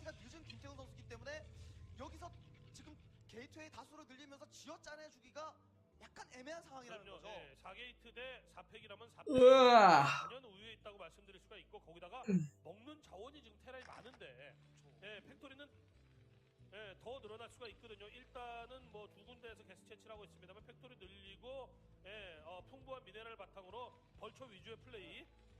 자, 어쨌든 옵저버로 느지막하게 확인하고 있는데 이미 6팩토리까지 늘어나죠. 그러다 보니까 김태형 선수가 쫓아가는 입장이 돼버린 거예요. 자, 그럼 김동건 상대 시간 그냥 보낼 거면 그냥 닦기는 할 수 있는 게 없거든요. 상대편의 추적 병력도 겁나요. 지금 7팩토리까지 늘어가면서 원머 신상 That's a lot of factories. 병력 생산 I guess he's on 3 bases, so it's not an unusual amount of factories, but 시간 오래 끄는 선수 아니거든요. was it like 8 factories or something like that? 여태까지 뭐 김태경 선수가 뭐 리버드랍 게릴라라든지 뭐 이런 거 아니면은 드래곤으로 초반에 강하게 압박을 해서 탱크 줄여준 것도 아니고 When you're the host, you could do things, but others could. 꾸준히 차곡차곡 So you unplug your router and basically like they stop being able to do anything and you can just like win the game. 벌처들을 엄청난 숫자를 만들어가지고 Interesting strat. I'll bet they were happy about that. 가겠다라는 거예요. 네, 지금 7팩토리 물량 쏟아져 나옵니다. 김태경 변수를 만들 수 있는 유닛이 그나마 유일하게 아비터인데 어떻게 보면은 진짜 어마어마한 숫자라고 했을 때는 그냥도 마인 활용 적절히 해주면 그냥도 I feel like eating snacks, but I don't have any good snacks right now. 그 벌처들 달리면서 탱크가 And oh, actually, I have a granola bar in my car I could get. Oh snap! Big fight happening. Oh, those mines just wrecked those dragoons. Is Frozine actually gonna beat the bee suit? Well, I mean, he's getting some free tank kills actually. Wait, what happened to the tanks up north? They're retreating. Why are they retreating? Oh, because they're zealots? This is kind of crazy. I'm not exactly sure what's going on right now. I've decided to have a snack, but it's just a gummy vitamin. 드라군 비유리심 깨졌을 때가 김동원 선수가 뭐 벌처로 어느 정도 센터에 마임해서라고 이리저리 흔들면서 다시 한 번 더 추가 병력과 함께 They were not, in fact, happy about it. 이 타이밍을 김동원은 최대한 살려야 되고 김태경은 최대한 지금까지는 벌처 난이 잘 막아주고 있어요.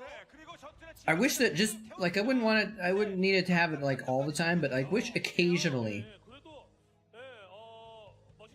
I could just talk in Morgan Freeman's voice. Just for certain occasions, you know? Like an activatable power that I can only use twice a year or something like that. Or twice a month, maybe. So if it's only twice a year, I would never use it, because there'd be never an occasion good enough, you know? What is that tank doing? 멀티가 이제 차단을 당하면서 김동원 선수가 이제는 수비적인 포지션을 취할 때도 공격도 염두하면서 수비적인 포지션을 취해야 되죠. 날카로움이 많이 빠진 상태가 지금요. My life would be very different if I had Morgan Freeman's voice.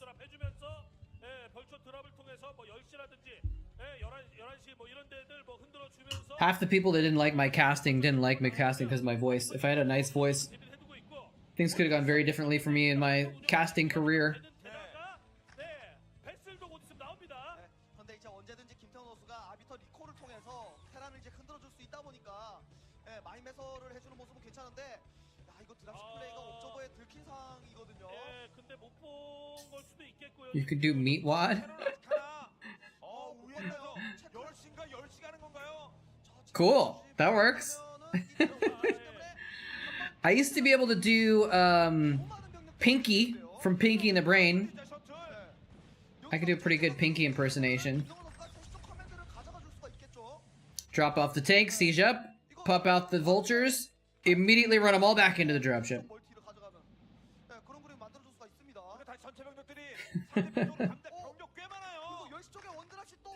It's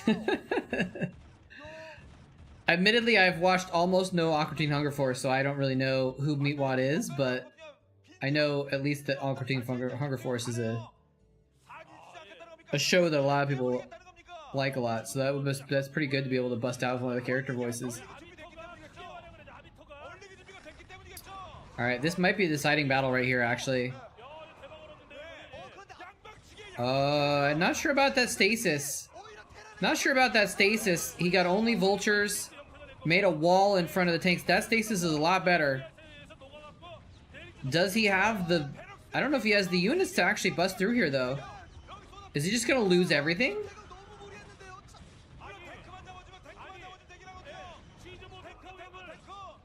No, he's just gonna kill everything. How did Bisu win that? I guess Bisu's better at this game than I am, huh? Oh, there's like tech buildings in front there, too. Now, eventually these stasis units are gonna wake up, though. Yeah, they're starting to wake up now. 아, 프로토스의 전체 병력들이 지금 다 지금 Hey, yep, I'm back. The world would be a better place if moletrap was president. 김태형 선수 손해를 너무 많이 봤습니다. 자, 물론 Maybe. 자원 5기지까지 준비를 했습니다. 김태경. 쏟아부은 만큼 먹을 자신, 자원 킬 자신 있기 때문에 I'm mostly inclined to agree, but the thing is, I don't know if I could actually get anything done as president, because the president doesn't actually do anything without, you know, Congress actually doing stuff with him, you know. So I don't know if I actually would be able to get Congress to do what I want at all. But that being said, I might be able to. I think I would be a pretty good president. Honestly. Then the mole people attack. But I would trap them all. Haha. They seem like too pure a soul. Interesting. Thank you.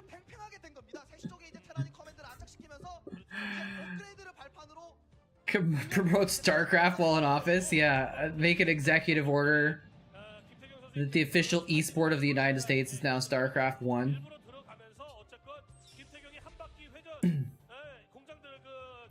I think I'm good at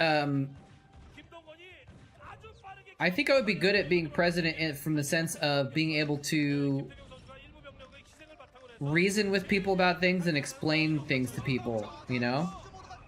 I would love to have a platform to explain, you know, the way I view certain things in politics that people just often people don't understand, or they don't really see the heart of it. Like, people get stuck on the surface of issues and they don't actually see through, like, the core of what's important about those issues, which should dictate how they think about them. So I'd be good at that.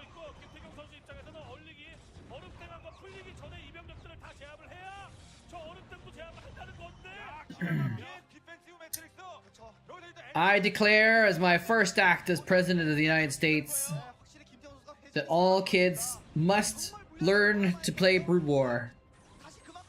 Your rank on the ladder is now your grade in school.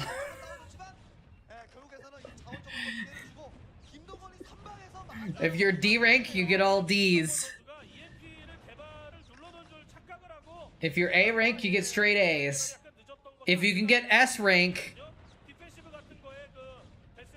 you get to just pass school entirely, and you don't have to do any more school anymore.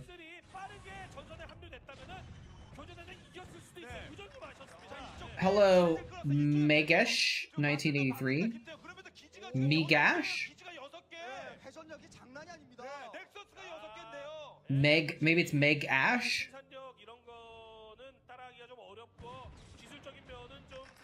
Wish you had that kind of school. I don't! I would have gotten such bad grades in school. I was much better at BSing my homework than I was at Starcraft. Oh, did I forget to turn it back on? Sorry. That's why we had an Overlord purchase earlier, because... Hold on.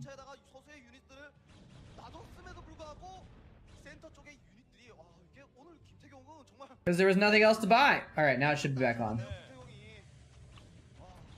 Chatcraft down! Chatcraft down! My life for ire. Hey man, you know, if people have fun learning Fortnite dances, if that brings them joy, I'm not gonna argue with it. Although there are definitely some important things that you can learn from Brood War, I think. I've learned a lot of very good life lessons from computer games over the years, honestly. One day I want to make a video about it, actually, and I just haven't really gotten around to sussing it out.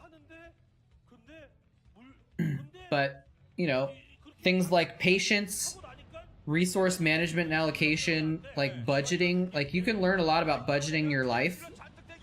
Like, your actual real-life budgeting from managing resources in the game. Lesson 1. Get off the computer, go outside, touch some grass, you nerd.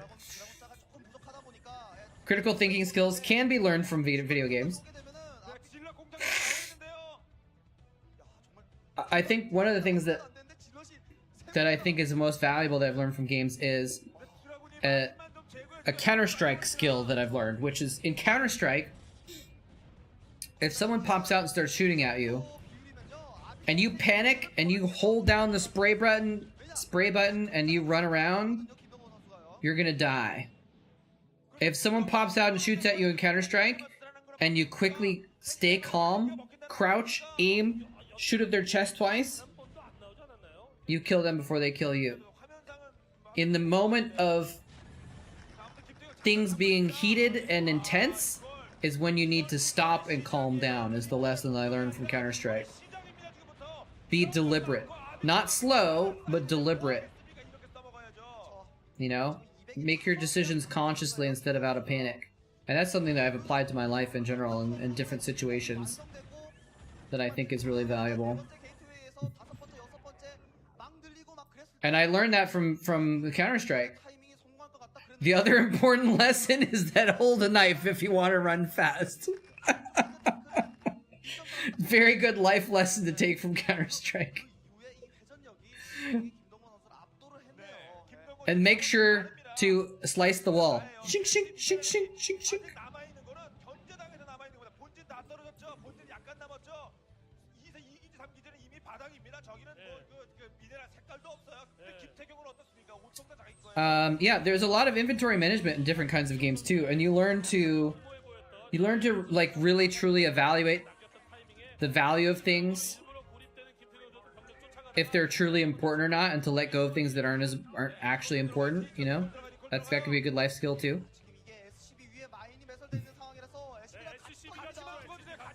Oh, this recall. Couple mines. I don't know about this recall, man. I don't know about that recall. He's killed one tank.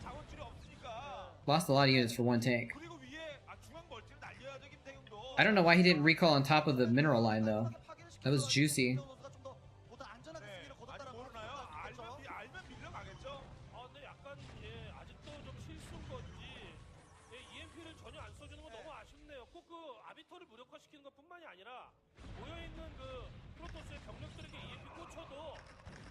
Yeah, there's a lot of games where if you carry everything you ever pick up... Ooh, that's a good storm. Well, that's a decent storm, actually. Good stasis, really good stasis. If you carry everything you've ever found on you, you get weighed down and you can lose because of results. You have to kind of learn to cull out what's not important. Work with minimal resources. You were 10 years old when you got first got the CD.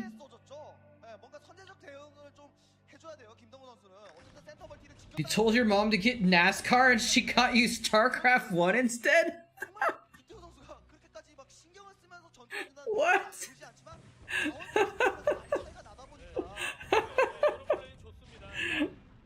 I mean, the StarCraft cover just doesn't look anything like it at all. It was Destiny. Nice. Hey Chris, I have seen most of the ASL final. I don't think I saw the last game. I kind of accidentally got StarCraft also. A friend of mine got it. My roommate in college got it. And I saw him playing it. I was like, ooh. Can I play that on your computer when you're not here? And he said, sure. And I played it on his computer, and then I had to get it on my own computer soon. Through perfectly legal means.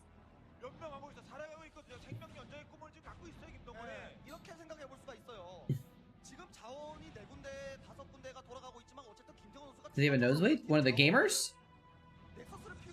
I didn't see. Yeah, so I've seen the ASL most of the final, but I didn't see the last game. But I know the result.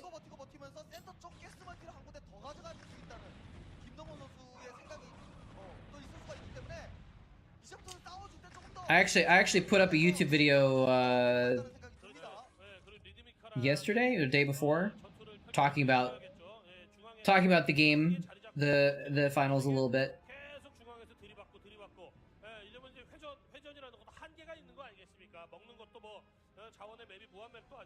I was doubting Bisu. I mean, the game's not over yet, but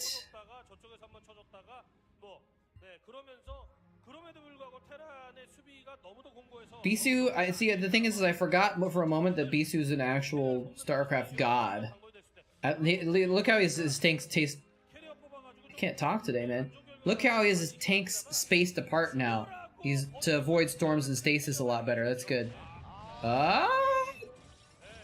He EMP'd. That's kind of cool. He EMP'd, but he missed the Arbiter. But it didn't matter because he also EMP'd all the forces that got recalled. But looks like he's gonna kill the command center. Repair. Oh, he's repairing. Is he gonna save the CC? He does save it. Nice. Yeah, that EMP was actually really big, because then he was able to clean that up pretty easily.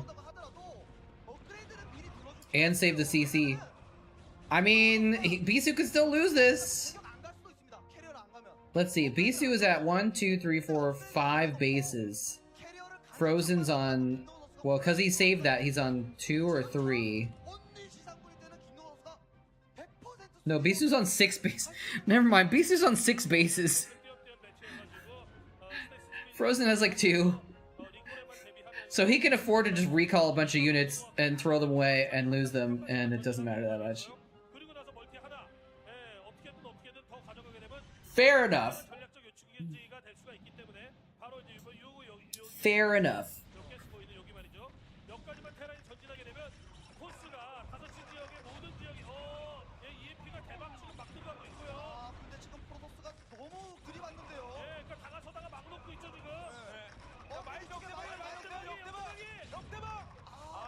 Ooh, that could have been a big mind drag. Could have been.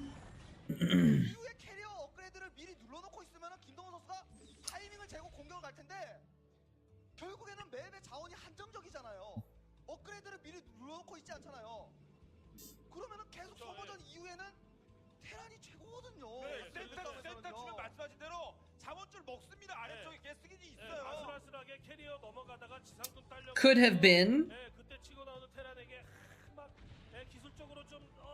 But did it actually hit? That EMP actually hit. That looked like it was outside, but then the Arbiter had no energy or no shield, so I was about to be like, that was a whiff, but it wasn't. It barely hit.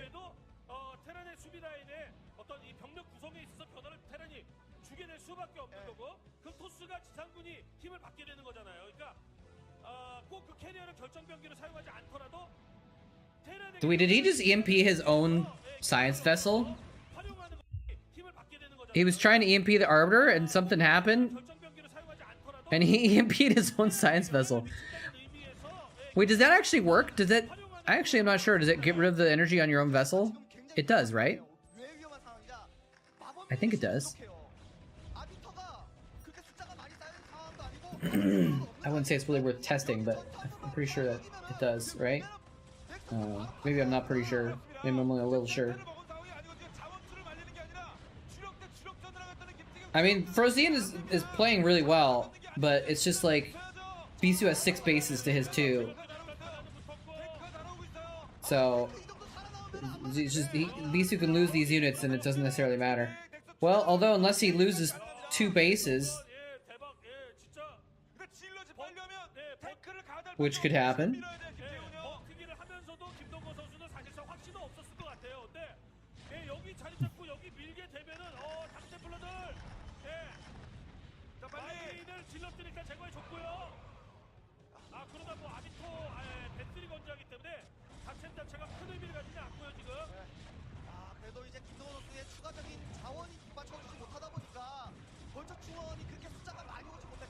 So this is a nuclear powered?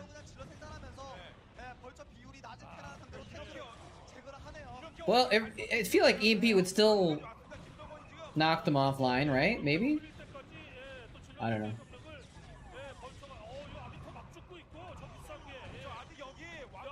Because then, even if they're nuclear powered, they're charging up a battery that's still gonna.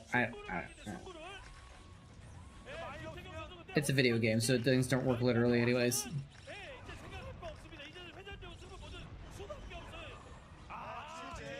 All right, Bisu takes the game finally. Too much macro. Too much macro. So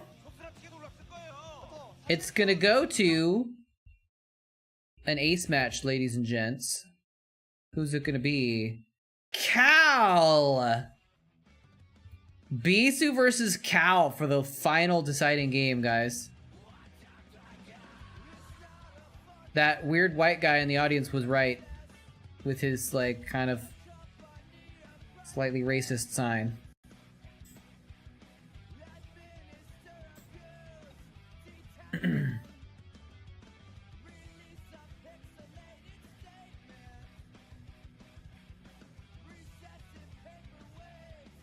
All right, Bisu versus Cal.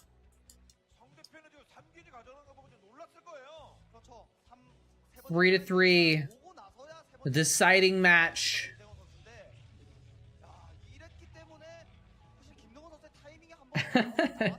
It is kind of a grade school sounding, isn't it? But I have laser. Oh yeah, well I have something else. Oh yeah? Oh yeah?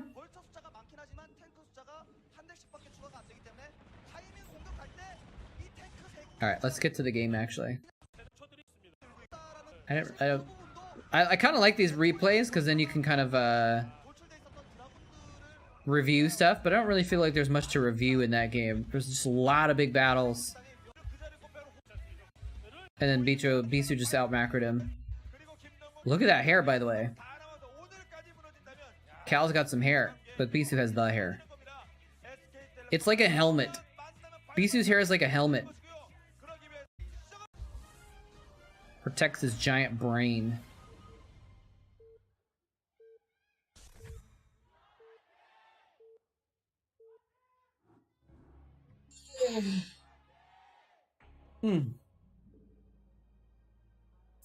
Alright, Bisu's gonna be the blue. The blue toss.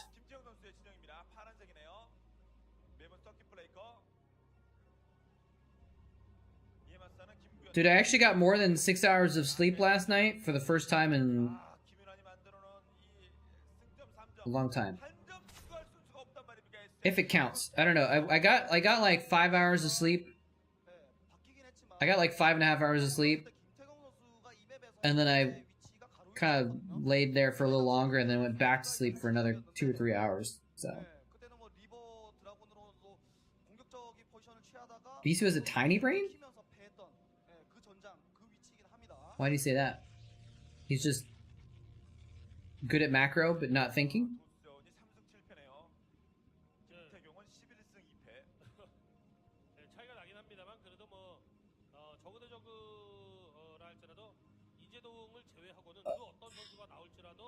Yeah, you can still, or can you still graduate high school, or do you have to get like a GED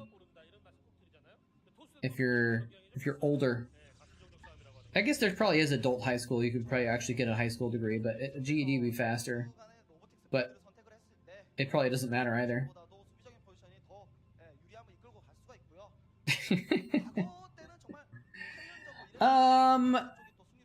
I don't know. Yeah, I guess he's not like that tricksy of a player, is he? He doesn't like make the genius moves that much, does he? He just kind of plays really well. I don't know. I mean, he has to be super smart to play really well in some sense, but like he doesn't do the tricksy stuff. He doesn't five-head you usually. I think you're right.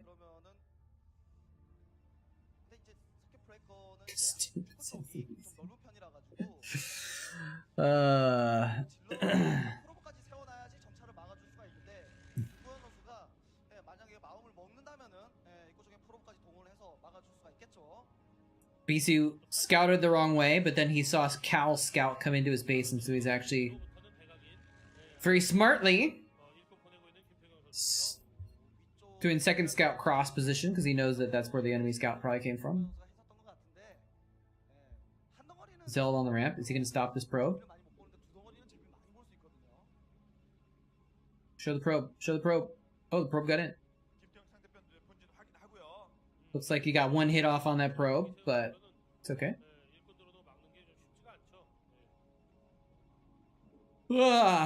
Still tired though, but felt nice to actually get a little bit of sleep last night.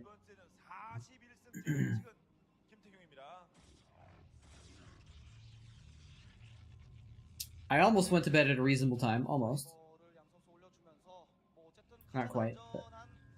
원질러 사이버 이후에 투질러시기 때문에 그냥 눈치만 보고 있는 거죠. 프로브 잡힐 때까지 누가 먼저 프로브가 빼는지. What's up, Rug Monkey? 먼저 시작될 것 같습니다. How's it going? You got here just in time for the final deciding match, the ace match of this series that we've been watching. I guess I don't have to put the score. I just realized maybe I didn't have to do this the whole time, but the score and the teams are actually on the broadcast interface already in the top of the middle. So I don't have to put it in my text. Been enjoying the Pro League cast? Thank you, man. I'm glad. Trying to figure out what to do next. Well, I have a couple ideas, but I'm still, trying to figure out which one to do or what else to do in the meantime before I do the other tournament I want to do. Yeah, the Pro League casts were fun to do. It was fun to have like a long series to do and kind of build progress and hype over time, you know?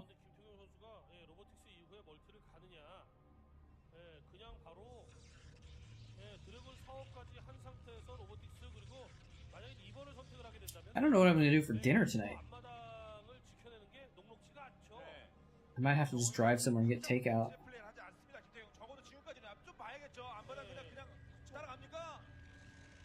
Usually I try and make sure I have leftovers to eat on stream days so that I can just like finish stream and then just go have some leftovers, but I guess I could do the next Pro League. Well, the thing is, actually, the next Pro League is 2007, and that's already been kind of covered. So I think, well, maybe I'll have to double check. Maybe, actually, no. No, the next Pro League wouldn't have been covered yet, so maybe I will do the next Pro League. Yeah, maybe I will. It's not a bad idea. There's another project I want to do, though, in the meantime, that,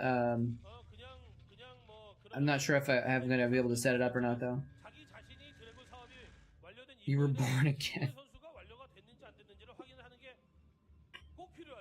Born again as what? Yeah, because 2007, I started casting in 2007, but I didn't actually start casting until September 2007. So the next Pro League would have been early 2007, so I wouldn't have done that yet.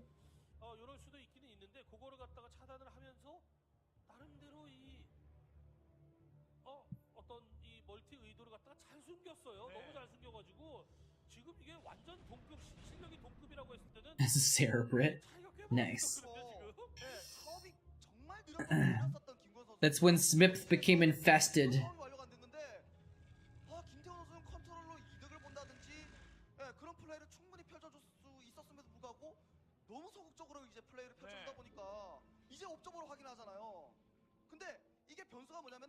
I was in a church yesterday. My life for ire. I don't go to church usually, but I was at a memorial. Hey, what's up, Benno's Moving Castle? Are you aware of Ghibli Fest? Ghibli Fest is, if you're not aware, well, there's got to be someone in chat that's not aware, right? It's a thing where they're showing Ghibli movies, aka Miyazaki movies, in the theaters. And every month they have a different one for most of the year through November, I think, or something like that, or October. And so if you want to watch any of the it's not all of them, obviously, because there's more than 10, but some of the more famous ones. I missed out on Mononoke, which was last month, but I might watch a couple this year. I might go to Spirited Away, but that's not till like October, I think. But I think Howl's Moving Castle is one of the ones that they're showing, so it might be kind of cool to see some of those on a big screen, you know? Yeah, there you go. Just go to ghiblifest.com and you can see what movies they're playing on different months.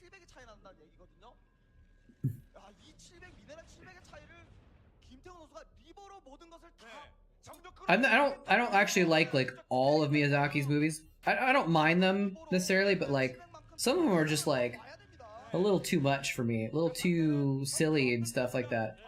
Oh,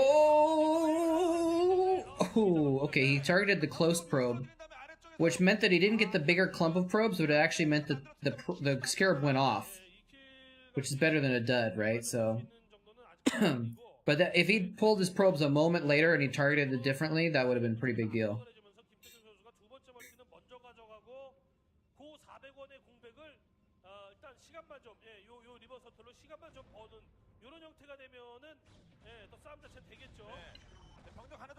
Free Dragoon kill, nice.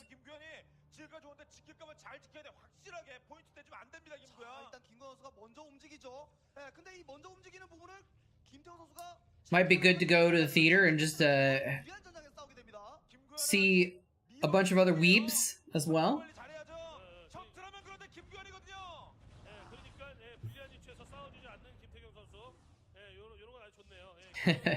Yeah, some of them are good to watch with kids for sure. They're nice, silly, fun movies for kids oftentimes, but sometimes they're a little boring. Ponyo, for example. Ponyo is like such a weird movie, and it's so bizarre, but it's kind of boring. But like, if you were a kid, you might really love watching this little girl just run around and be a weird little girl and stuff like that. Yes, yes. Cal is, wait, no. No, blue is Bisu. Blue is Bisu.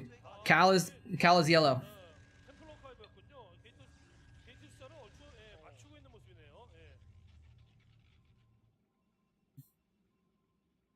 The way that you can check, I actually was reading the names, but you can also check by the order. So on the team, it says SKT on the left and STX on the right. So that means the player on the left at the top is the SKT player, and the player on the right at the top is the STX player.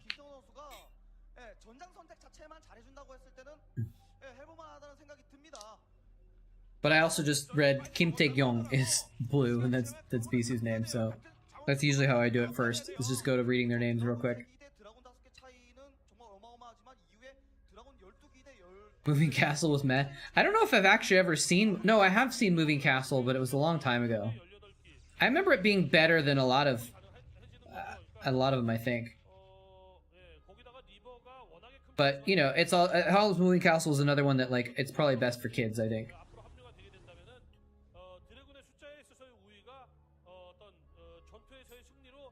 The ones with cats are nice. Don't most of them have cats? Maybe not. Maybe that's not true, actually.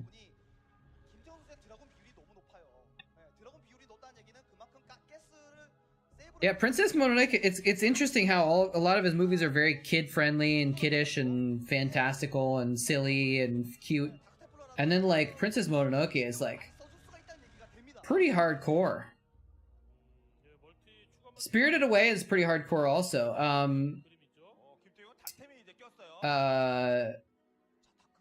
Wind Rising was a little bit dark also. I mean, it was a movie about the horrors of World War II in some ways. How's it going, Siler Kappa? What you doing? We were watching the last game of this series between SKT and STX.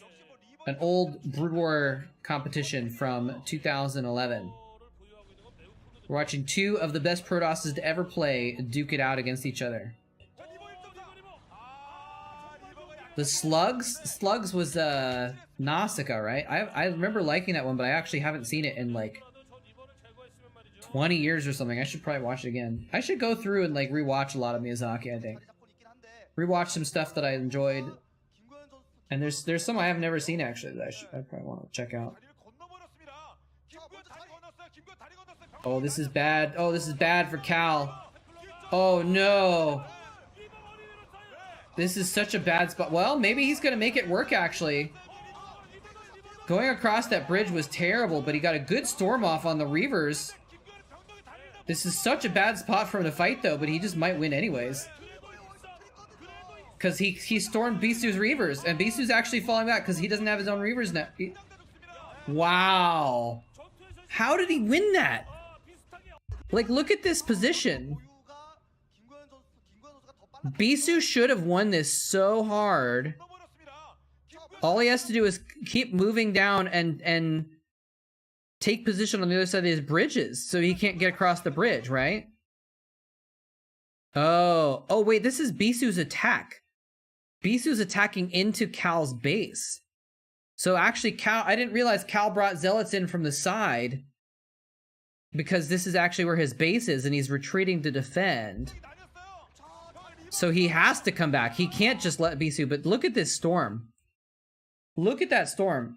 Huge hit on several Dragoons and the Reaver. Oh, and he actually killed the shuttle. He killed the shuttle with a Dragoon or something like that. So the Reavers are exposed. And then he could target them down with his own Reavers. Oh, he just actually hit the Reavers with a Reaver shot. And then he stormed them to finish it off. Okay, so that was actually just beautifully played. Wow. It was a bad spot for Cal, but Bisu kind of mucked it up, letting his shuttle die and putting his Reavers in the front there. Yeah, those are some big storms. And Bisu doesn't have storm.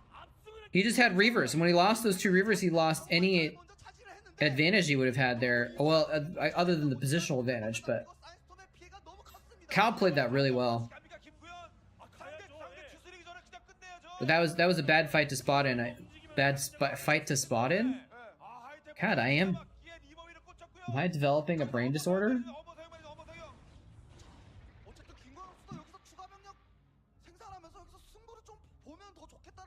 Build order win? Not exactly, no. No, it's pure. If this game has been pretty tactical.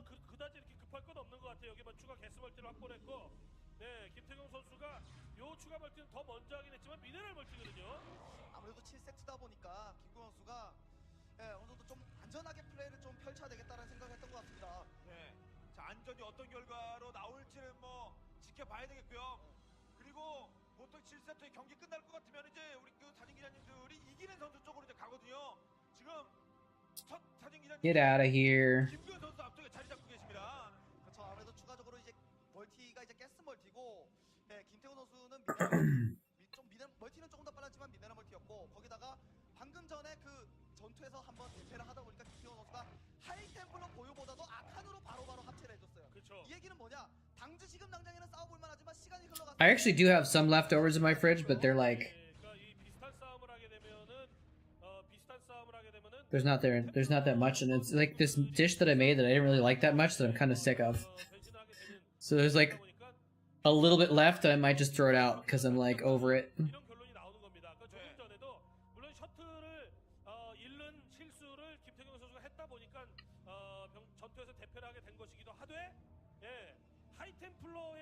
I guess I could make something, maybe.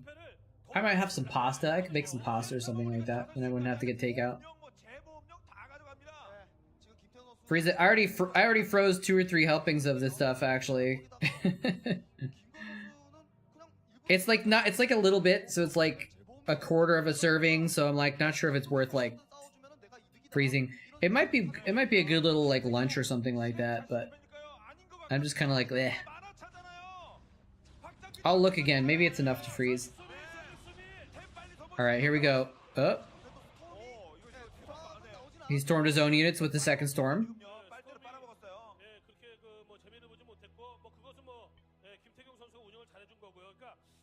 Anyway, either way, I have to figure something else out for dinner. But that's a problem for future me to solve. Okay, Cal's not been hitting the big storms that he needs to necessarily. See, there he just stormed his own zealots as much as the enemy. The Reavers are still alive. Both players have Reavers and shuttles. Oh no, he just lost. He could have picked up that Reaver and he didn't. Uh-oh. Is Bisu gonna get the triple kill? Wait, hold on a second though. Bisu has 3 bases and Cal has 4. So Bisu really needs to get this base kill, otherwise he's gonna lose actually in the long run, because he didn't get that far ahead with that win. Cal's trading though, so Bisu's gonna get that base. Oh wait, is Cal? That was an interesting storm. Oh no. Wait, so Bisu's taking out both the bottom right bases. Cal only took out one base, and he couldn't go any farther. Hey Faraji, how's it going?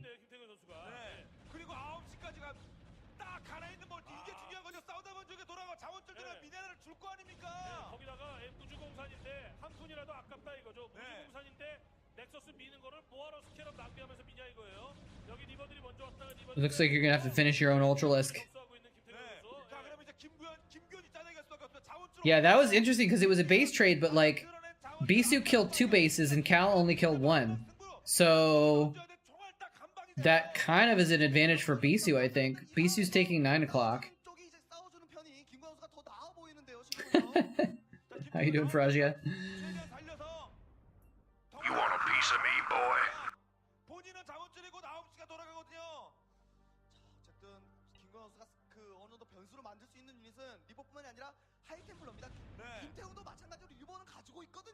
하이템플러 대기 5 파괴력을 줬습니다.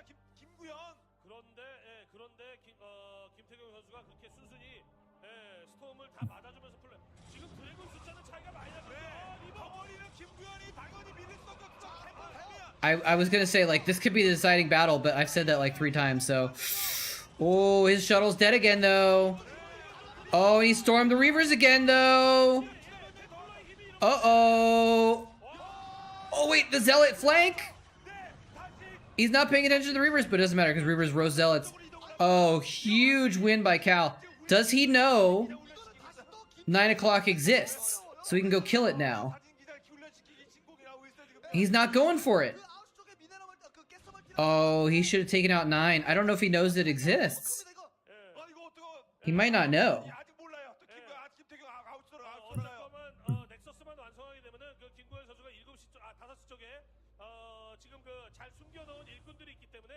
He might not know.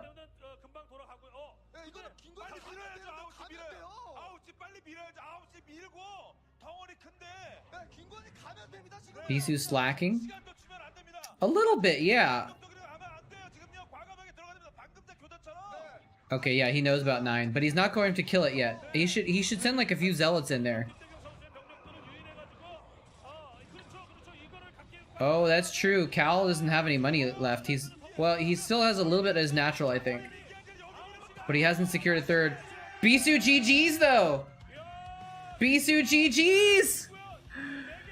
He couldn't finish off the triple kill, and Calm did all the work, and Cal gets the glory in the ace match.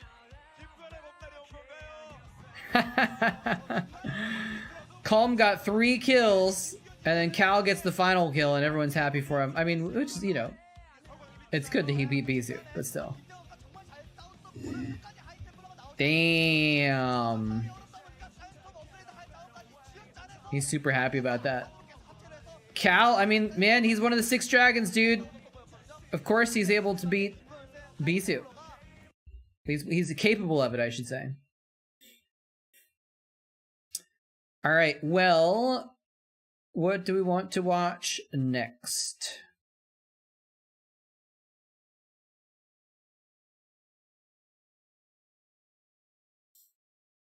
Game's so freaking close. Back and forth.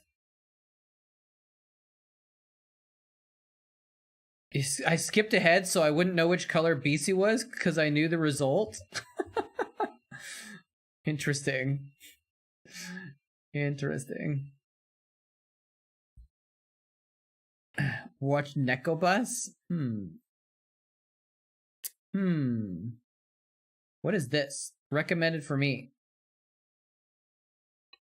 What is going on here? This looks like a remastered game of some kind. I don't know what that is.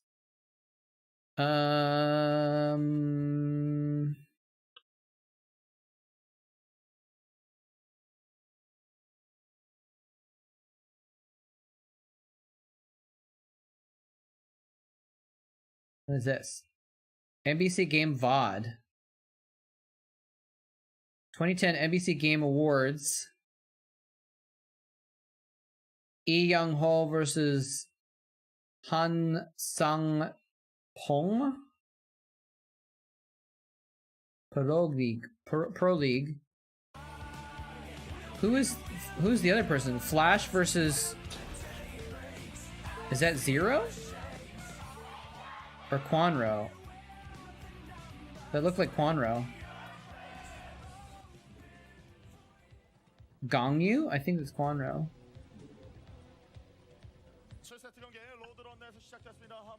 Ah, well, we'll watch this one. Watch a little Flash.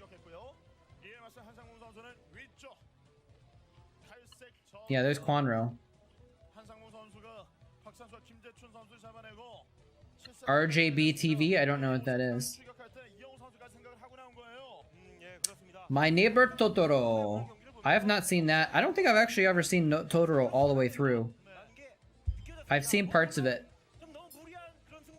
I actually have seen part of it because Diggity showed that to his kid, and when I visited Diggity, they had that on in the background for the kid to watch. Once or twice.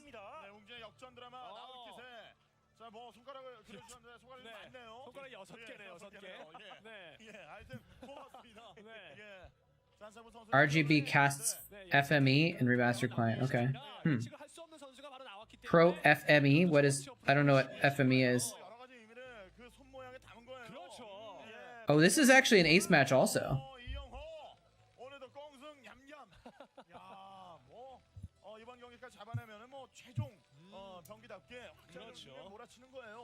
Flash versus Quanro. Pretty hype though.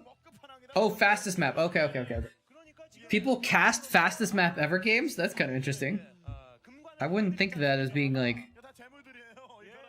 I guess it makes some sense, but like, I wouldn't think to cast that. That'd be interesting.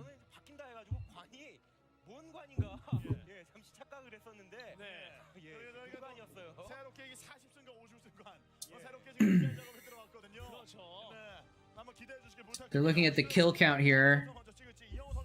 It looks like Pak Ji-soo got 2 kills. I don't remember who that is.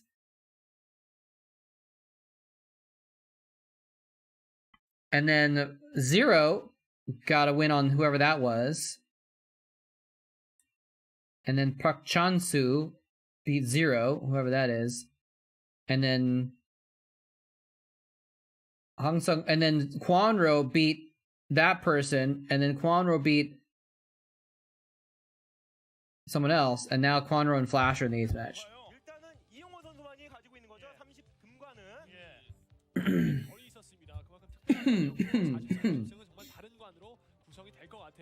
I watch a fastest map player called Doi, or Kapdoi.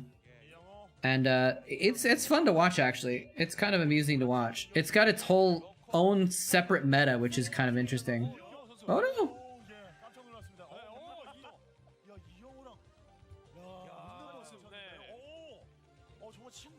Wait, they're talking about Flash and her? Is that his sister or something? Or his girlfriend or something? I don't know.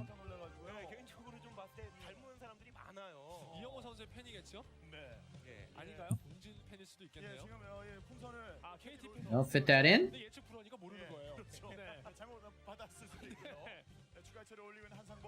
Flash is a bear? I don't know. 일단 빌드는 오버로드로 어느 정도 알고 있는 한상봉 선수입니다. 원베럭스가 건설된 사실을 보고 빠졌죠. 네. 자, 이영호 선수를 잡아내기가 너무나 힘든 게 좀 평범하게 해서 The girl's a fan of Jadong? Oh. 좀 과감하게 가도 너무 잘 맞고. 이거 어쩌라는 Is Jadong... 모르겠는데. I don't think Jadong's on Quanro's team, right? 예. 최근에 또 졌지 않습니까, 한번. I don't think so. 예측 못하는 부분이 또 이 한상봉 선수에 있는 거 아닙니까? 그렇죠. 그 공격성이 있기 때문에 이영호 선수가 Wait, it says KT and then it says... 아무도 지금 이영호 선수를 격침을 못 했기 때문에 Oh, Woonjin. Yeah, Woonjin. So Jadong was not on Woonjin. 그러면 이영호 KT를 넘을 수 있는 팀이 없어져 버리게 되는 겁니다. 네, 맞습니다. 지금 이번 위너스 리그 5승 2패. Maybe I'm thinking about dinner so much because I'm still somewhat hungry despite having some nugs earlier. 그런 전략으로 상대를 해야 되는데 그런 전략은 한상봉 선수라면 보여줄 수 있으니까요. 네. 자, 뭐 그동안 많이 졌다고 해도 자, 오늘 이변을 대전을 꿈꿀 수는 있겠습니다. 팩토리. 네, 팩토리 올리고 있고 7세트 딱 2번 갔거든요. 이번 위너스 리그에서요. 네, 원베럭스. You know what? I am actually I'm gonna run to my car real quick. There's 정말 일품인데 이영호 just out in front of my house 정말 오랜만에 apartment, and 먼저 올려주는 because I left my snacks in there. I'm gonna get a granola bar, so I'll BRB. 도재욱 선수 7세트에서 모조리 잡아내면서 승리로 바꿨고요. 이게 야. 이게 크게 작용할 수 있겠는데요. 이영호 하면은 좀 무난했습니다. 네. 무난하게 해서 그냥 다 이겼던 것이 바로 이영호 선수인데 오늘 변화를 주는 쪽은 한상봉 선수가 아니라 이영호 선수인가요? 네. 베스를 최대한 빨리 띄우겠다라는 생각인 것 같은데 베스를 빨리 띄우면서 그리고 바이오닉 체제를 유지하겠다는 생각인데 무엇보다 중요한 것은 이영호 선수가 지금 아직까지도 SCB가 살아 있습니다. 상대방을 계속 보면서 정찰을 하고 있어요. 저글링을 많이 뽑는지 저글링을 많이 뽑게 되면 이영호 선수가 앞마당 쪽에 벙커 치고 막 대비를 막 해야 되거든요. 네. 예, 그런 것들을 이영호 선수가 잘 정찰을 해내면서 안정적으로 경기 운영을 하고 있습니다. 입구에서 일꾼 잘 돌려주고 있고요. 스파이어 탱크 올리고 있는 한상훈 야, 이게 선수입니다. 무난하게 가면은 한상훈 선수가 놀라운 타이밍에 이레디에이스를 맞을 수도 있습니다. 팩토리 빨리 올렸거든요. 예, 그리고 스타포트까지. 엄청 당황하겠는데요. 네. 이영호가 보여줬던 그런 정석이 아니라 자 빠른 스타포트 와, 다 봤어요, 다 봤어요 지금.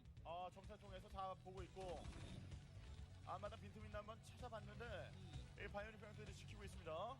스타포트 올린 이후에 아카데미예요. 추가적인 저글링을 한상범 선수에게 제일 무서운 것은 이 타이밍에 들어오는 진짜 저글링 러시인데 그 저글링 러시가 안 들어온다는 사실을 알고 있기 때문에 이영호 선수가 되게 안정적인 플레이를 Oh my 하고 god, 있습니다. it is actually 발키리. beautiful outside right now. Oh my god, I wish I was outside.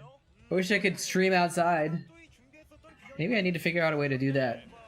Set up something on my patio and be outside streaming or something like that, but I don't think it'll work. 발키리 뽑은 이후에 바이오닉.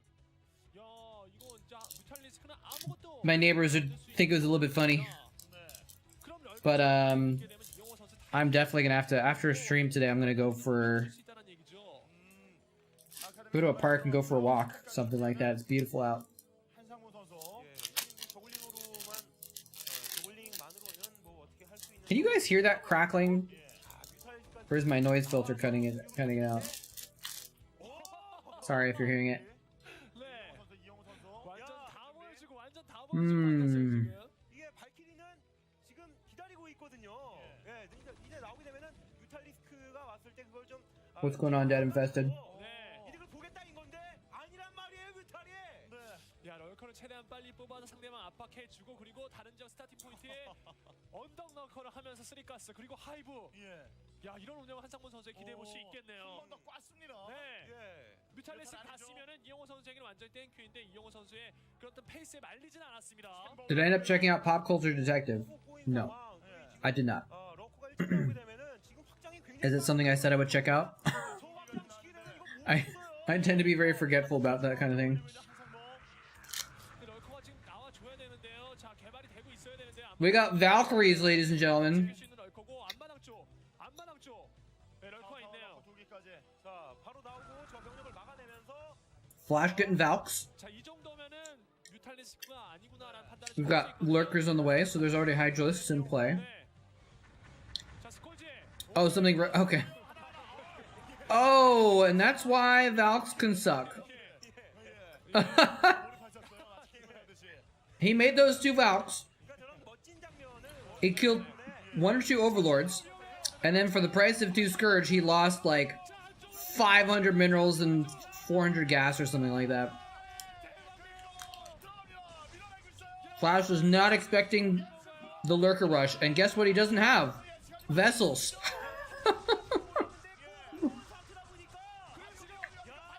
Oh, he's going for the Comsat. He killed the Comsat. There's no third Flash. Oh no, he went to the wrong place for the third. 자, 그래도 가만히 있는 이영호 아닙니다. 바이올이 방금 태워가지고 멀티 쪽으로 날아가고 있거든요. Wow. Is Quano just gonna win with this Lurker Rush? Oh, he's got one scan. It's one scan. He can't kill all the Lurkers with one scan though. Can he? Can he? 하나하나 제거하면서 Nope. 탱크. 자, 드랍십은 자, 여기 병력 좀 태우고 확장기지 쪽으로 좀 Hey. 네네. Whoa, holy crap. 완전히 망하는 거고요. Does that say $50? Jesus Christ, Matt! Thank you so much. That's so generous. Holy crap!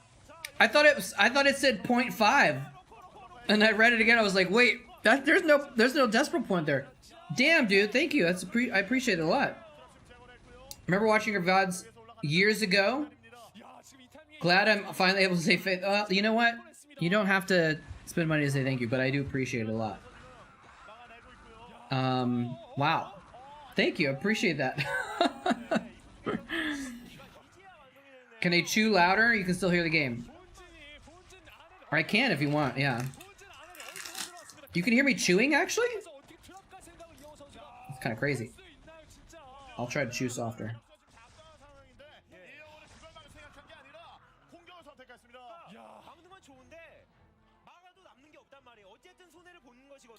Sarcasm? I definitely didn't know it was sarcasm. Yeah, usually $50 means a nuke, but it's not set up on YouTube. I can get that. I think I can find it. How are you doing, by the way? Pure Bigoid? I thought I was reading it wrong. It was something about gold, but no. Pure Bigoid. You found me through Diggity and Klazar? Nice. Yeah, I mean, we actually, you know, we all worked together back in the day. Diggity is still around too, actually. Or he's back as well. If you're interested, Diggity, check out his channel. He does. I still do old school Korean stuff, and Diggity mostly does newer stuff like BSL and CPL and stuff like that. It's this is not really a protein bar. Well, is it a protein bar? It's kind of a protein bar, yeah. It's mostly just a granola bar. There's not a lot of protein in it.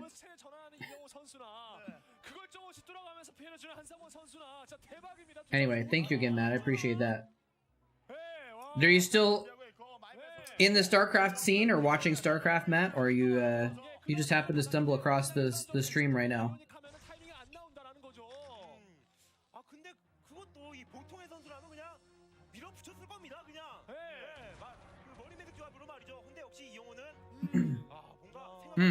Nuke. See if I can find the nuke.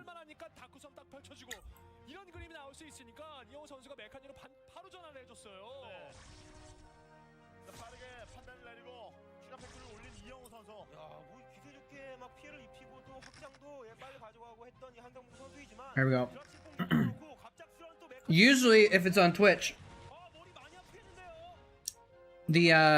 a large donation triggers an alert that's this. Nuclear missile dropping onto Avengers Natural Expansion where his army is right now. We're gonna do that! The nuke's gonna land on his army! Oh, is it gonna get the units away? Oh!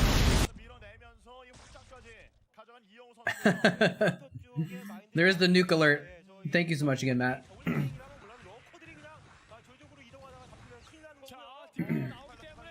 You started watching the classic stuff? Nice, nice. Flash versus Jadong and Katrina. I remember that game. That game was important because it was like Flash, if I remember correctly, Flash went mech and it was kind of unexpected, right? Man, the rivalry. Oh! On the one hand, he dragged the mine onto the tanks, but on the other hand, he just lost 2 lurkers to that mine. He went mech, and it was like very unusual at the time, and it was very surprising. And that rivalry between Flash and Jadong was just amazing. Those were good times when you had both of them just such high level playing against each other in finals and stuff like that.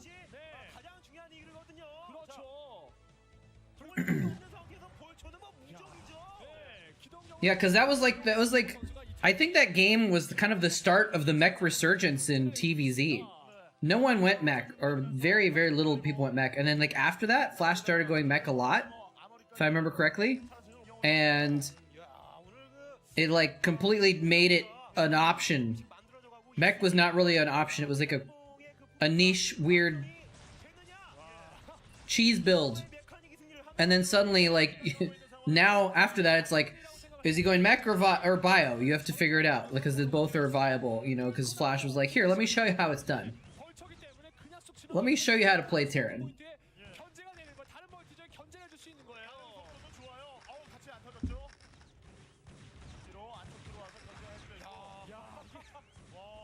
진짜 수준 높은 경기를 지금 하고 있습니다. 양 선수들이.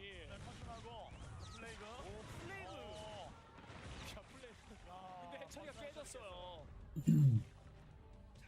언덕이 얼마나 길목에 많이 맸을까지. 네. 멀티가 Very hopeful drone. 아니기 때문에 한상권 선수는 더욱더 많은 멀티를 가져가면서 자원력에서 우위를 보이면서 물량으로 압도를 해야 되는 상황이거든요. That's true, yeah. That was kind of almost funny when he went just command center first like every game. And he could get away with it most of the time too, which is crazy. Hello, King Godoro. By the way, how you doing? Welcome to the channel.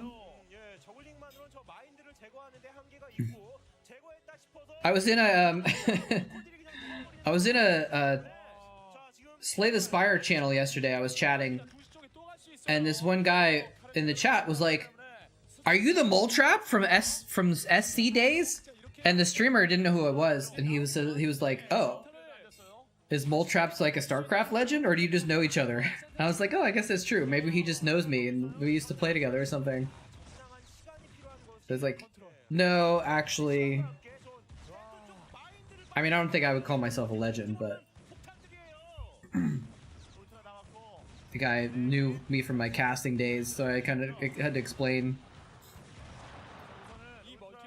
It's funny how that happens sometimes, actually, in a lot of random chats. I'll just be like some random chatter in someone's channel, and then someone will recognize me, and the streamer will be like, "Wait, is moletrap? Are they someone interesting?" I thought they were just rando person, which I guess I am, you know, in a lot of ways. But I could be like, no, actually, I used to be an esports caster.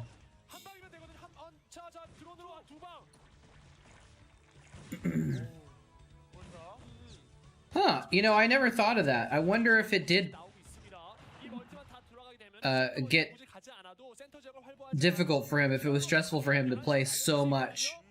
So many different tournaments and stuff, right?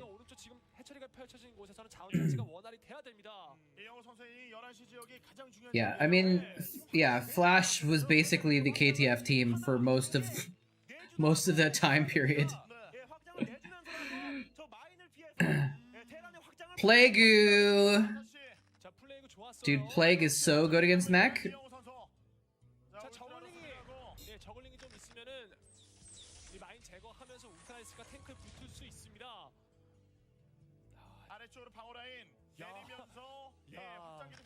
탱크 배치가 되게 좋습니다. HP 단 탱크는 뒤에다 배치하고 앞에 HP 만 탱크는 앞에다 배치를 하는 또 이런 정교한 모습을 이영호 선수가 보여주네요. 자, 급할 필요는 없어요. 한상봉 선수. 네. I mean, defilers are just good against mech in general. Unless you get the critical max of tanks, right? And then Swarm just doesn't really do much. Hypothetically, Swarm should do a lot against mech, but like, realistically, it's not as strong as it could be. Now this is what you have to do. You have to drop stuff on top of the tanks. Oof. I think Quanro might get Quanroned here. Although he does have a lot of bases. Quanro has like 1, 2, 3, 4, 5 bases.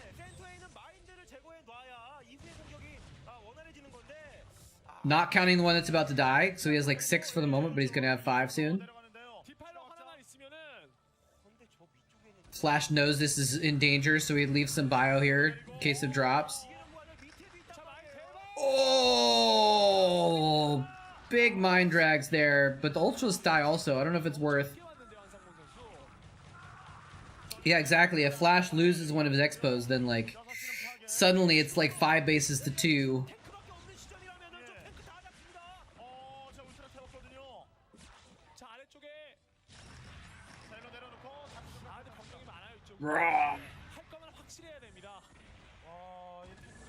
I wonder how they made the design for the sound effects for the Ultralisk voice lines. Oftentimes they actually use real animals sounds and they modify them to make the alien sounds, right? I wonder if they did that with Ultralisks.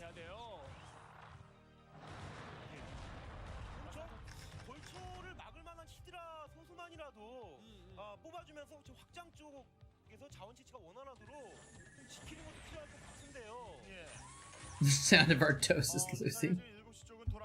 Have I ever played League of Legends? Dude, I was a League of Legends caster. I played a ton of League of Legends. Actually, when I was in Korea, like the second half of when I was in Korea. Actually, even when I was casting Starcraft 2, I was playing League of Legends a lot, and that's why I became a League of Legends caster.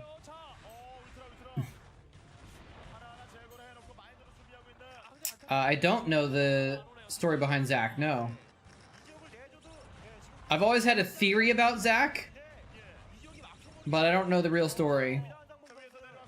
And my theory is that one of the devs or, you know, one of the owners had like a nephew named Zach, and they thought it'd be fun to put Zach in the game, so they made a silly bouncy character and they named it Zach so that they could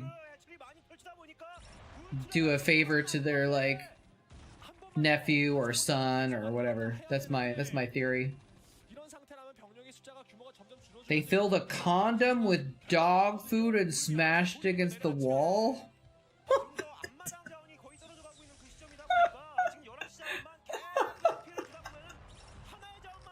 Okay. Oh god, that mine just hit all 4 of those Ultralisks. I did not know that. I did not know that. Well, my theory could still exist, but I didn't know that about the sound effects, though. My theory and what Faragia said could both be the case. As you do. Yeah, who doesn't fill a condom with dog food and hit it against the wall? Isn't that what you all do while we're watching the stream together? That's what I do after... That's actually my plan to make dinner for tonight. If I don't get takeout, I'm just gonna do the old dog food condom.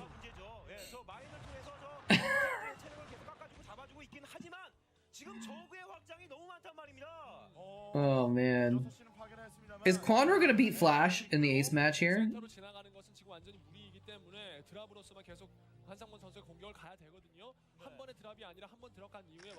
If he can get off a big drop somewhere, it could be very effective. It could secure him the win here. Oh, these vultures are gonna roast those drones pretty hard. I don't know about 3 or 4 overlords. He needs like 6 overlords. Well, actually, no, this is a pretty abandoned base now. He sees the OVs, but they're not moving, so he might not be afraid. Wait, what are those overlords doing? What is going on? Quanro, what are you doing? Other than giving him time to react. He's like, huh, there's overlords in my base. They're not dropping anything, but the next ones could. I better put down some mines.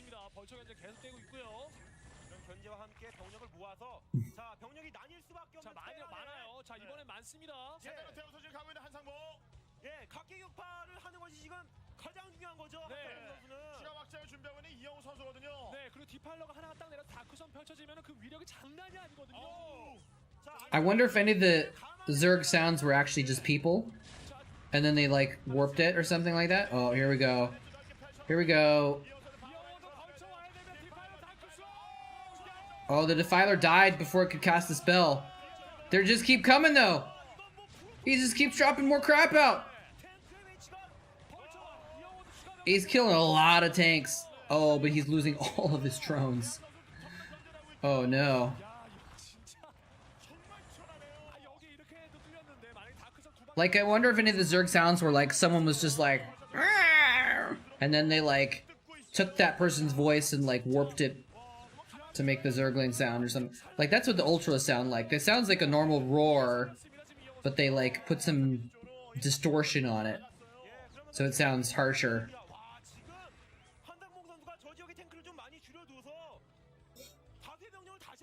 I don't know though.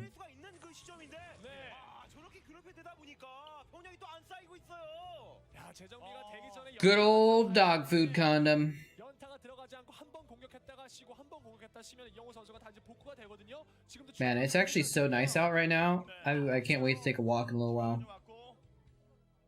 Let's see, I've been streaming for 3 hours. Maybe we'll do one more game after this.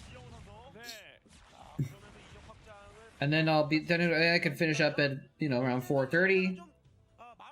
And then that'll give me time to do something for dinner and then go for a hike somewhere. Be nice. 내리는 건 좋은데 디파일러가 타고 있어야 돼요. 자, 마이 쪽으로 좀 유인하죠. 자, 역대로. How many points does my bot have saved up? Oh, I didn't log in. Oh, it's too late now.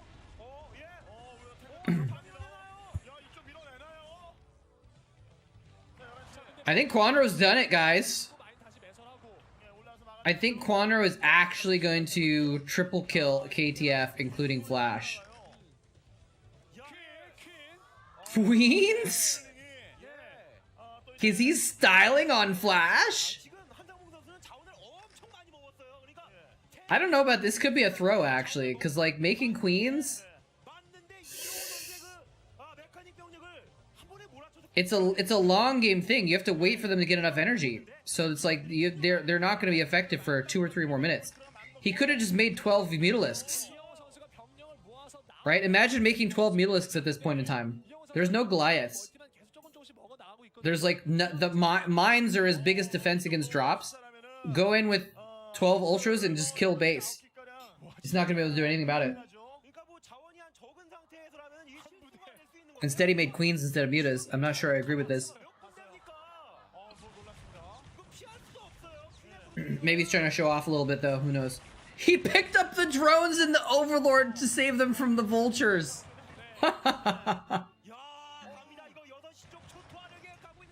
That's cute.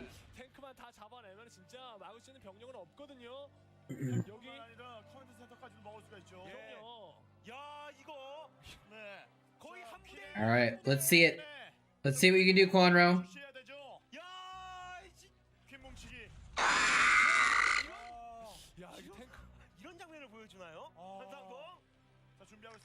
I'm waiting for these queens to do something exciting.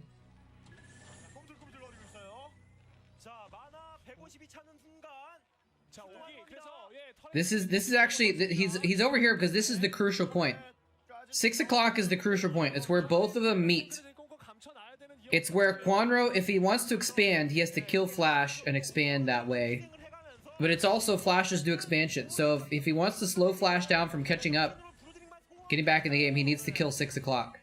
So it's good for him to stage everything down there. He's got the queens nearby. Now notice he moved them far away. He moved like a screen away, and so you can clone them. You put them all in one control group. You broodling, shift click out one, so it's not included in the new command. Broodling again. If you do that over and over again, you can clone them and broodling several times at once. That's what happened here. Oh my god. Well, actually, let's see if he gets... Oh, there's a lot of Goliaths there. He killed several tanks. He only lost 2 queens. That was a good attack. Is it enough to stop this giant mech army, though? I don't think so. I don't think so, actually. Like, they keep looking around the map, and Quanro has, like, 8 Ultralisks. Like, you need to drop on top of Seige tanks, but if there's Goliaths, then it doesn't work.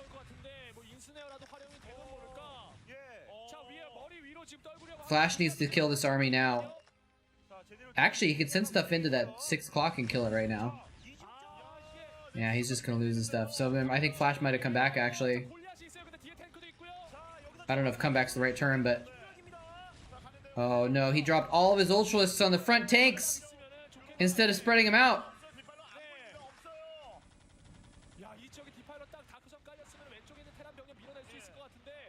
I don't think this is quite going well enough for Quanro.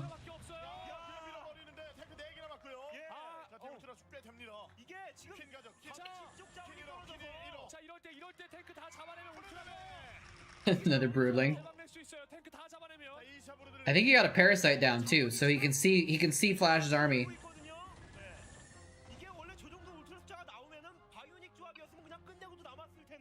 Well, somehow he saved that base, but all the drones died, so... I don't know, this is kind of close. I still feel like Flash is going to win this based on how things are going, but... It's doing really well with the mines. The mines are owning these Ultralisks maybe more than anything else. Making that face he makes when he's going to lose. Yeah, the old esports sad face. Sometimes I call it the GG face. He's not quite at the GG face yet, actually. It's a different one. There's the sad face, but then there's the GG face. When their face goes from determination to disappointment. When they kind of go, you know, and they know they've lost.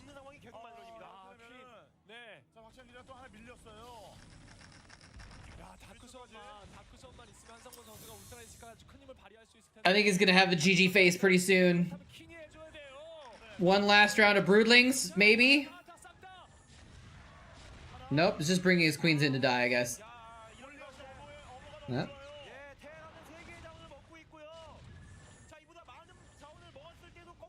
I don't know about these queens, man. I really don't know about these queens. Even if it wasn't Mutalisks, I feel like, you know, 12 queens is another 5 Ultralisks. I guess they've probably done more than 5 Ultralisks, actually.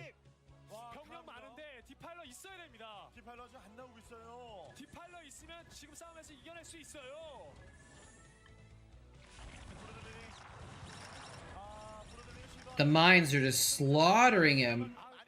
The Ultralisk just keep getting hit by so many mines.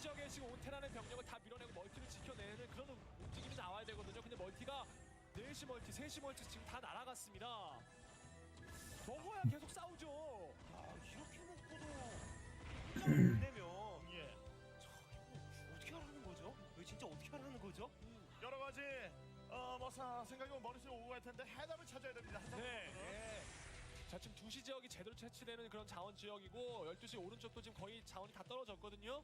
네. 야, 6시 7시 라이더스 하나 타고 지금 내려가는데 예. Now he's losing. Oh, he just lost a few queens. I mean, queens are theoretically a really good idea. I like that he's using them. This is not really Quanro's style, you know, to be... Even more so than Bisu, he's not a brainy Zerg. He's a aggressive, quick Zerg. You know, he's being tested in this late game situation. Going for queens is interesting though. Theoretically, they should be very good because they can get so much value over time. And once they pop 1 tank, they've paid for themselves. So if you can pop 2 tanks, they're effective over time for sure. But it's just not quite going to be enough for him, I don't think.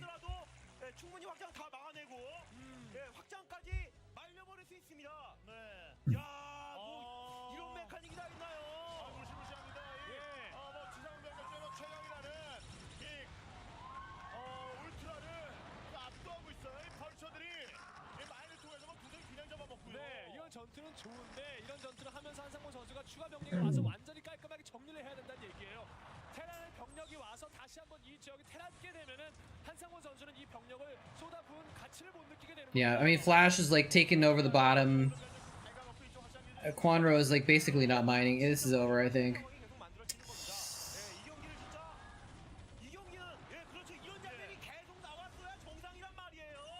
It's kind of cool. He got those units, but I still don't think it's enough.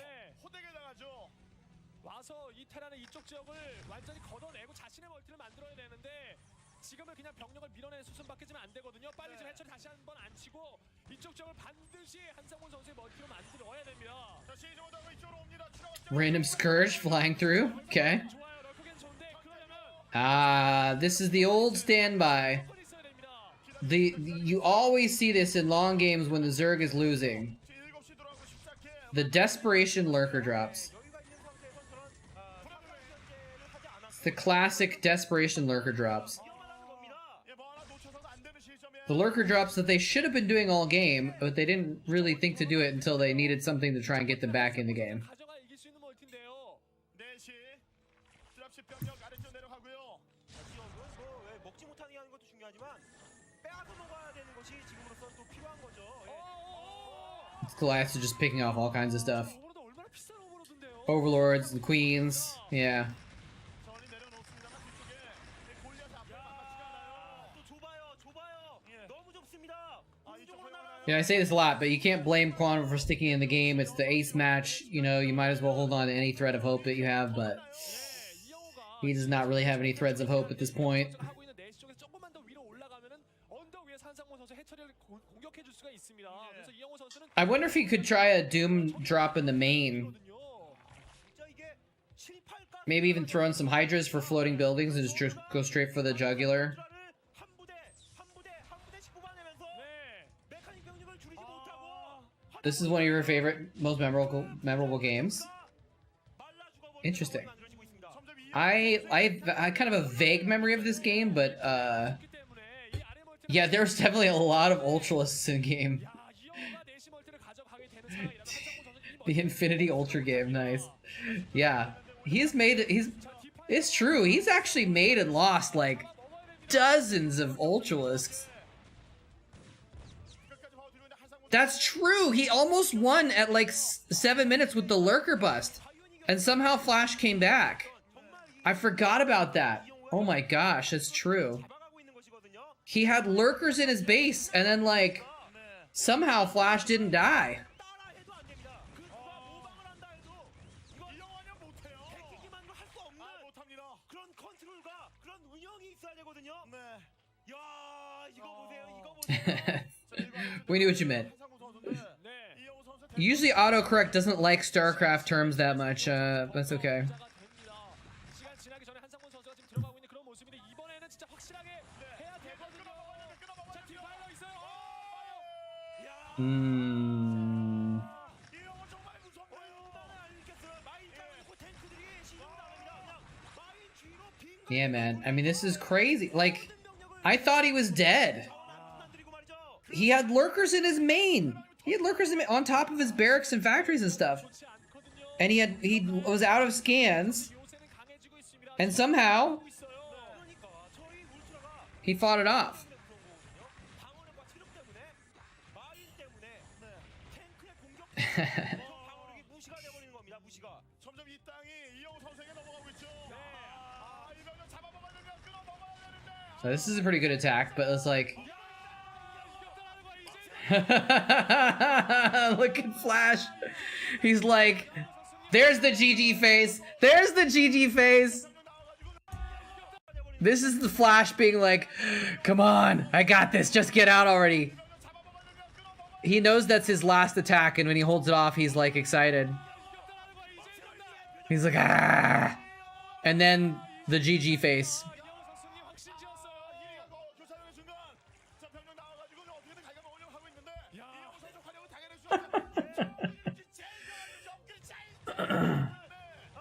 Uh-oh. 5 cracklings attacking a command center. Is this the comeback?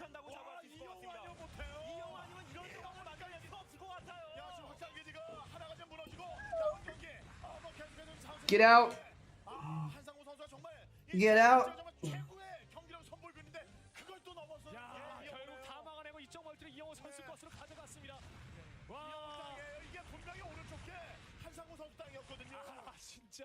야, 진짜 성적만 보자면 요새 넘버원은 이영환 This used to be your base, Quanro. It's been taken over. Flash is now mining your old base. 시까지 다 가져갔던 적은 +1 Flash base, -1 Quanro base. That's a net gain of 2. It's not good. 선수가 Now he's taking over this other base that used to be Quanro's. Oh no. 또 위치 끼고 커맨 센터 끼고 시. It's a nice fresh base too. 한상우 선수. Poor Quanro. Poor Quanro. He got a MSL silver, didn't he, or something like that at some point? 한상우 선수인데도 이영호 네, 조금씩 이영호 선수가 마치 무슨 메카닉 병력이 파요. It's true. He keeps taking bases where there's still an extractor.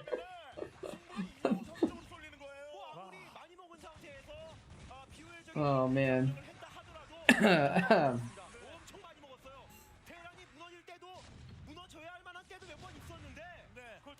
Now he's shelling the main and attacking the natural. He knows he just can A move at this point. I think Quandro needed to try a Doom drop earlier. Mix in several Hydralisks and just weave straight through the middle of the map. Cut into the main. Just drop behind enemy lines, you know? I don't think that Flash would have expected it. I think it could have been very effective. He takes it so that Quandro can see it. Yeah, look at this. He's got his hands off the keyboard. He knows there's nothing he can do. He just doesn't want to admit it yet. Sometimes you have to take a moment to accept the defeat before you can actually type in your defeat.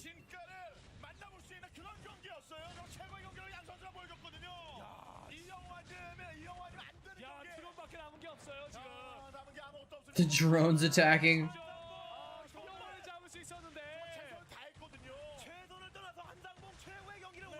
Okay, now it's just embarrassing. Maybe he wants just one last final moral victory to kill a couple tanks with these drones. Wow. GG.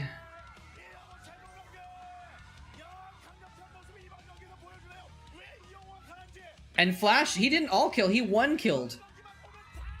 He only played this last game, actually. Alright, we're gonna do one more game. Should we do another random Korean game? There's another Flash game. Flash versus Bisu. It's kind of a long one though.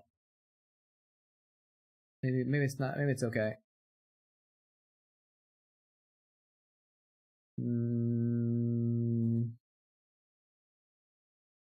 Flash versus Firebird Hero, the best TVT match, 1 hour and 23 minutes. Yeesh.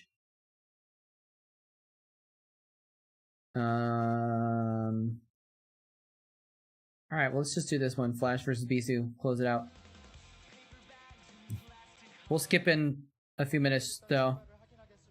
I would like to get some food at some point before too long. Go for a walk while it's still light out. But yeah, so this is gonna be the last game, but if you're new here, we do this every Wednesday evening and Saturday afternoon. So I hope you'll come back and join us again. Stretch out the window a little bit here, fit a little bit more in there. There's an epic Flash comeback on Coliseum. Do you know which one it is, or which what game it is?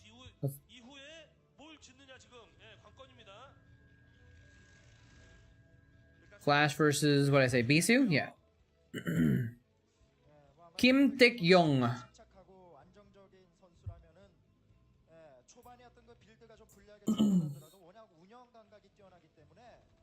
Look at the team of no-names that Flash is high-fiving. There was a couple other good people on KT, but they weren't great. I'm gonna check. See if I can look at their roster. KT Rolster roster.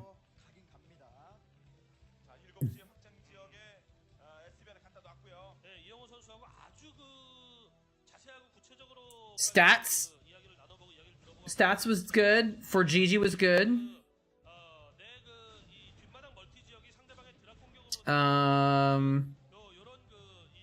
Nalra was a legend. In this era, he wasn't really playing that well. For G was pretty good though. Luxury. Oh, that's right. That's right. Luxury was on KT. Action was decent. Violet. So they had some okay players. And then Reach again also was like a legend, but didn't really play well in this era.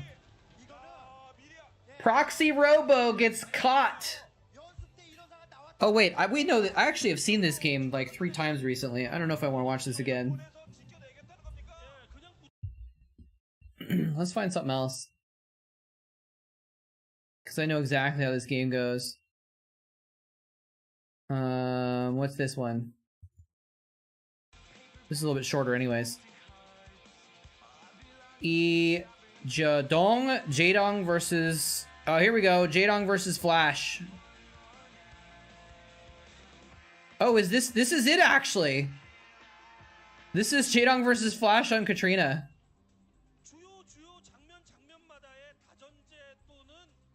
I think this is the game that we were talking about earlier.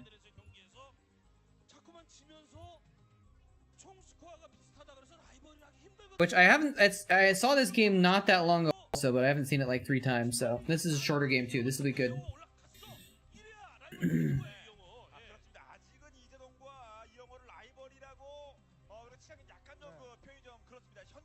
I like how Faragio just put half of an Ultralisk like 10 minutes ago.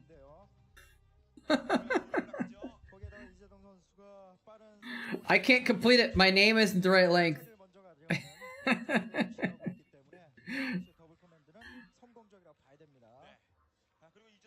Oh, this is not the same game. Okay. Well, it's a different... Well, that's okay. We still watch Flash versus Jadong and Katrina. That's funny. This isn't the right... This isn't the same game. Jadong at 6 and Flash is at 12. Okay. I kind of remember that now.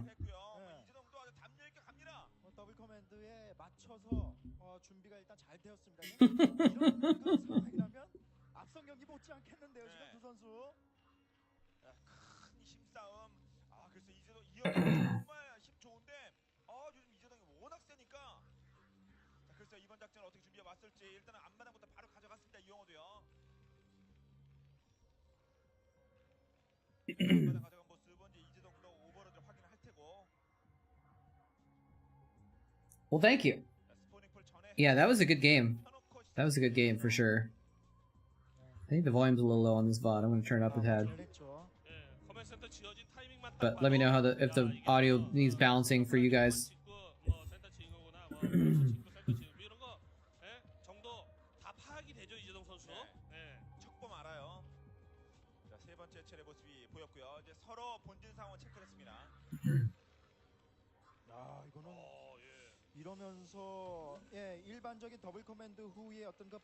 Factory? Well, it looks like he might be going mech anyways, actually. Even if it's not the famous mech game. Not sure about watching moletrap, commentating on moletrap stream. Maybe too much moletrap. I did that last time actually, or maybe 2 times ago. There was one game we were trying to watch and we couldn't find a good VOD of it. Someone found my VOD of it, so I watched my own commentary. I was a little awkward.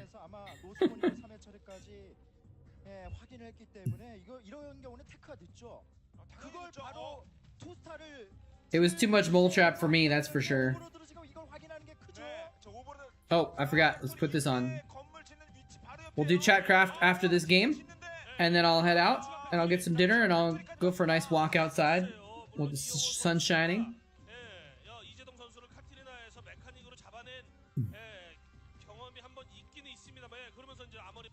We might have another double Zerg win at this rate. Last session we had 2 Chatcrafts and we had Zerg win twice. We might have the same thing happen again today.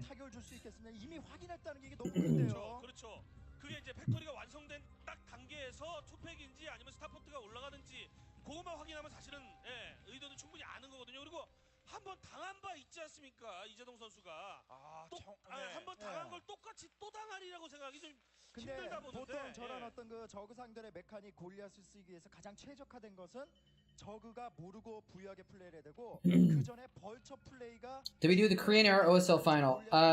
Yes. 벌처가 어느 정도 효과를 볼지도 지금 미지수고요. 네, 그리고 움직임이 But I don't remember who exactly did that final. 안 되죠.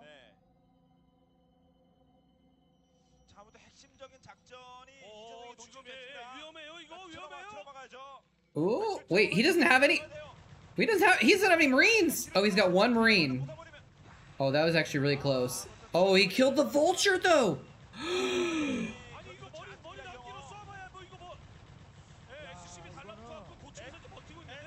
170, 150, 140, 130. Oh no, he killed enough Marine. Oh wow. The DPS was just barely, if he had like 4 more lings, he would have killed that depot. But he didn't quite have the DPS one. He had more DPS. He could damage the depot faster than he could repair it because there was only space for 4 SCVs to repair it. So he couldn't do any more repairing. But eventually the lings slowly died such that there was then not enough surface area being attacked and he couldn't actually finish it off.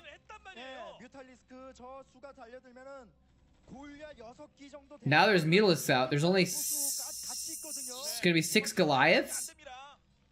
There's no turrets. He's got an engineering nade, but he's not. He's got an eBay, but he's not building turrets. That's like 11 mutas, or like 9, I guess. Oh man, he's gonna kill so many SCVs now. Oh no. Like if the Goliaths come to defend, they'll just die, I think, right? No, he's gonna fall back. Might as well get free kills.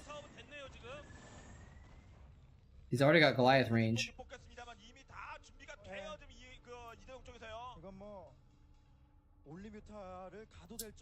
By the way, on this bottom thing here on the stats, Jaedong is on the left and Flash is on the right. They're just even supply right now, so it doesn't really make that much of a difference, but Jaedong is on the left.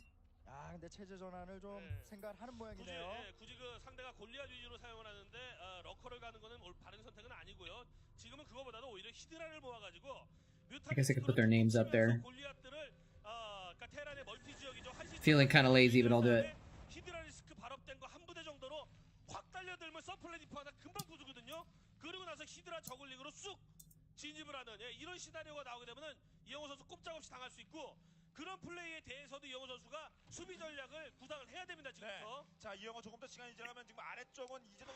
There we go.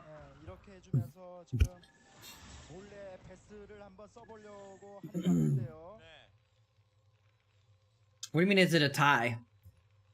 If someone nukes Chatcraft and everything dies? I don't know. I guess that'd be a tie. Although if it's a nuke that kills everything, wouldn't that be a Terran win? Sort of.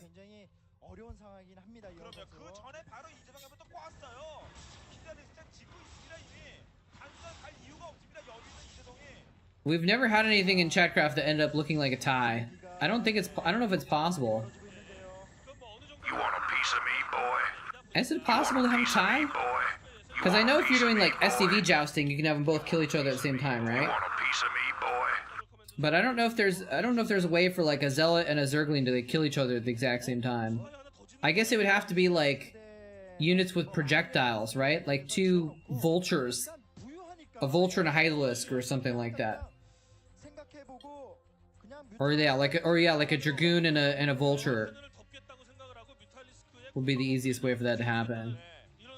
But that's very unlikely.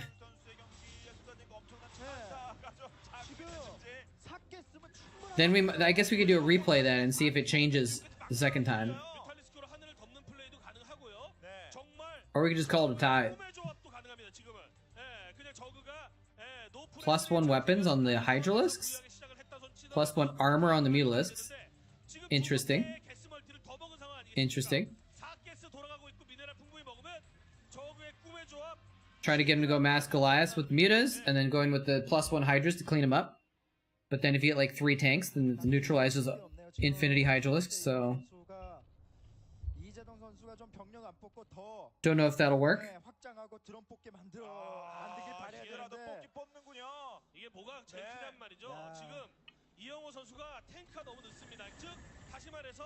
이재동 선수가 히드라리스크를 이렇게 모은 걸 이영호 선수가 아직도 모르나 보네요. 예. 그리고 본진에 꾹꾹 묶여 있으니 얼마나 답답하겠습니까? 좀 나갈 수도 없고 그러는 동안에 이재동은 알아서 그냥 성격 발전하고 있어요. 있네요. 예. 네, 지금 탱크가 있다고 하더라도 이거는 좀 상대하기가 굉장히 버거운 상황이고 물량 자체를 지금 감당하는 게 메카닉 쏟아져 나오는 메카닉과 이 무수한 해처리에서 나오는 이거 타이밍이 안 나오거든요. 테란이. 탱크 2기는 중과 부족이고요. 예, 좀 뒤늦게 발견을 해서 탱크를 뽑기 뽑았던 모양인데. He's busted in with the Hydras though. There's 1 tank, I heard it. All he needs is 1 tank, and he can hold off so many Hydralisks. Oh, but the Mutas might pick off the tank. Ooh, that'd be cute. So much tactical play and multitasking. Oh, there's 3 tanks actually, JK. 선수는 나오는 것만 잡아주고 But they still have to play very tactically in that situation. 가디언 가서 정말 가디언 히드라리스크로 상대하면은 꼼짝없이 당할 수밖에 없습니다. 시간은 이재동 편이에요. 이미 먹는 자원이 그렇고요. 예, 거기다가 지금 상황에서는 저글링을 잔뜩 뽑아가지고 합류를 시켜주는 것도 굉장히 좋거든요. 예, 그 골리앗들이 되게 멀리에 있더라고 할지라도 공중 유닛이 뮤탈리스크가 날아다니면 Surely Flash can't win. 예, 대공으로 막 쏴주지 않습니까? I mean, he is Flash. He's gonna get a third in a second too. He's got a third command center. He just needs to float it over, and he needs to secure it. But if he just gets a few more tanks, he can secure that third base pretty easily, I think. But you're right. Jaedong is kind of running away with the map right now. So Flash has a limited amount of time here, I think. But you can also just max off of 2 bases with mech and then just move out and kill everything. That is so many mutas! That's so many mutalisks! Oh my god. He's got like 24 mutas. If he can goes in and kill the tanks with the mutas, Hydras can easily mop up. Maybe not easily, but watch out Hydras!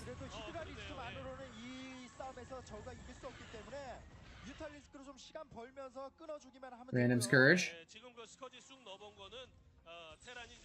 He's making Flash siege and unsiege and siege and unsiege and siege and unsiege, so he slows down him getting that third base up. Flash is he's getting a greater spire. Oh, he's gonna get a bunch of guardians. I don't know if that's that good. I mean, they are good, but they can die so easily to Goliaths, I feel like. Yeah, the third is really hard to take on this map.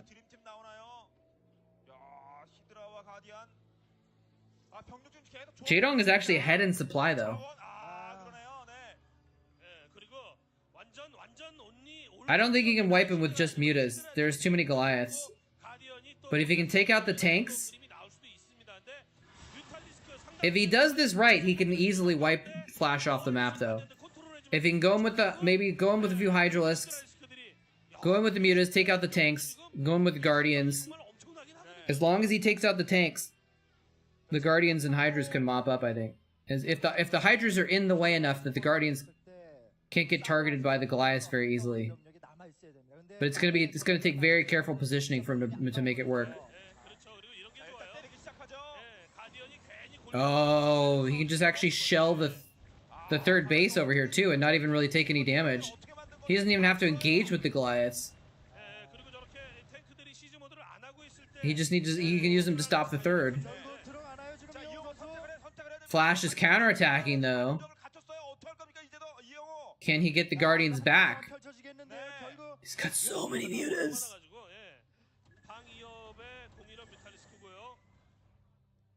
Yeah, he got the Guardians back, so... Up, gotta protect the Guardians! Gotta protect the Guardians! Here he goes in! Oh, he's falling back with the mutas! Why? Oh no, this was not coordinated well at all. Oh, this was exactly the opposite of the perfect combo of strategy that I talked about him needing to do, and he did everything wrong. I mean, not everything wrong, but like everything went wrong, I should say, for him. Flash picked the time and place of engagement instead of Jaedong, and he went in with the mutas and the Guardians. The Guardians took damage instead of the mutas. He went in with Hydras and then pulled back the mutas and then sent them back in again and then sent the second wave of Hydras in too late. Never took out the tanks. Never targeted them. There's only 6 tanks there. If he kills the 6 tanks, then the Hydras can do so much, but he never killed the tanks.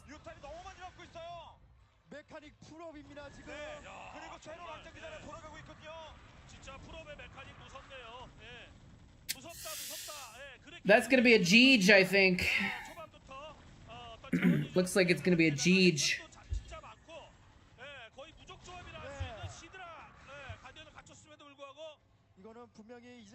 속으로 생각했을 때 이 경기 자신이 다 이겼다고 생각을 그러니까 그 돈을 다 썼죠. 그 돈을 저렇게 썼죠. Yeah, now Jaedong is taking a bunch of bases all over the map, and he's setting up Sunkens to try and hold off this his natural or his main, I guess. 이재동 선수 He did have his supply. You're right. He had like 150, 160 supply. Yeah, now his main is under threat, so it's like you can't stop this with Sunkens, dude. You just can't. If he had Defiler tech on the way, maybe. Yeah, it's just too little, too late. That one attack, he botched it, and then that was it.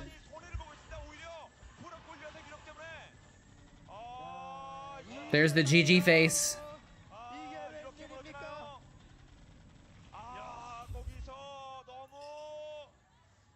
Oh man, just everything went wrong in that fight. I think you're right. If he'd gotten just all mutas and he hadn't bothered with Guardians, because Guardians, if you get 12 Guardians, you could also just have like 15 more mutas. 역전극의 이유는 침착함에 있었다는 생각이 듭니다. 만약에 경기가 가진 경기라 생각해서 성급하게 골리앗을 진출시켰더라면 이재동 선수의 압승이었을 텐데 잘 참았다는. The Guardians kind of made sense that they stopped Flash from taking a third, but maybe if you only got like 6 Guardians instead of 12, or even 4, he could have stopped mining at the third with just a few Guardians. He would have had a lot more mutas. Like I said, I really just think with only 6 tanks, I think if he targets the tanks with the mutas, I know it's not that easy, but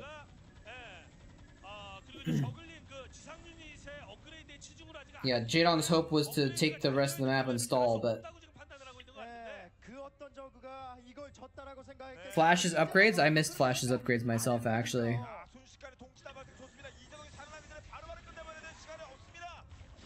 But Jaedong had good upgrades. He had +2 armor on his flyers.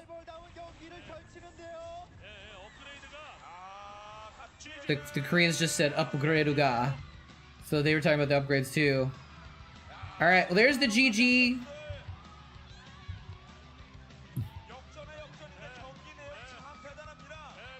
Flash taking the win. And where's that battle?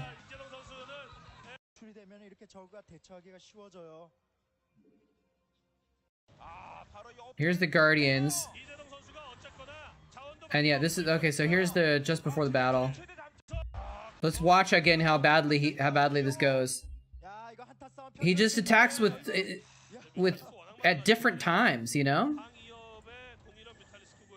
There's 1, 2, 3, 4, 5, 6. There's 7 tanks, 8 tanks. Okay, actually there's 8 tanks, not 6. So he can't necessarily take them out that quickly. But like your Guardians are so expensive and they do so much damage, you don't want them to be taking damage. He goes in with the Guardians first. They start getting attacked by Goliaths. 2 Guardians, 3 Guardians, 4 Guardians die before the battle basically starts. Then he sends the mutas in. This is the biggest mistake too. Sending the mutas in and then pulling them out again. I guess maybe he's just trying to tank damage. But like once your mutas are in, shift right click all the tanks. Do what you can and then send the Hydras in. But instead he pulls the mutas back, lets the Guardians take more damage, sends in 10 Hydralisks to die, waits for the tanks to reset on their attack, send in more Hydras to die, send his mutas back in. At least the Guardians are attacking from that spot where they're kind of protected on that high ground ridge, but just not what you want to see. Flash is 3-3. Okay, fair enough. Yeah, it makes sense. It makes sense. Anyway, all right. Well, thanks for watching. But yeah, like I said, this is gonna be the last thing. We're gonna do one more Chatcraft, and then I'm gonna call it a night. Gonna head out and get some food. So let's get this going here. We gotta change things around here. So there's 6 Marines this time. So we'll just copy paste those Marines. Only 2 Zealots. So we gotta delete a couple Zealots. And only 10 Zerglings. So we have to delete most of the Zerglings here. Is that 10? Are we gonna see an actual Terran or Protoss win? Maybe, maybe. All right. So now we'll save the map. And we'll load up the game.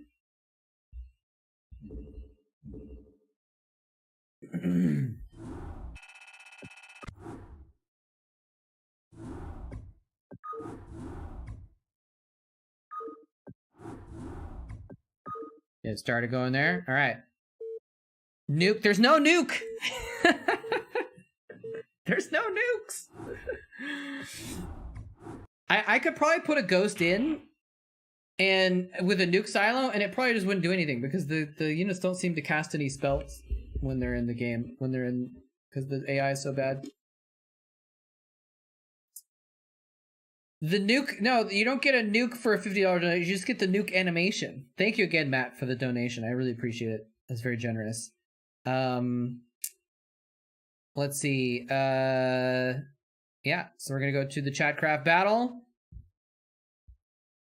I guess I should include, yeah. All right, let's see. So we got a couple zealots, we got some lings, we got some marines. Could go either way. Where's my... Oh, here we go. Okay, cool. And away we go in 5, 4, 3, 2, 1. And who's gonna win it? Oh, the zealots actually went straight for the lings. I think that might secure the victory for the Terran, if nothing else. Wait. Are zealots just too strong? What?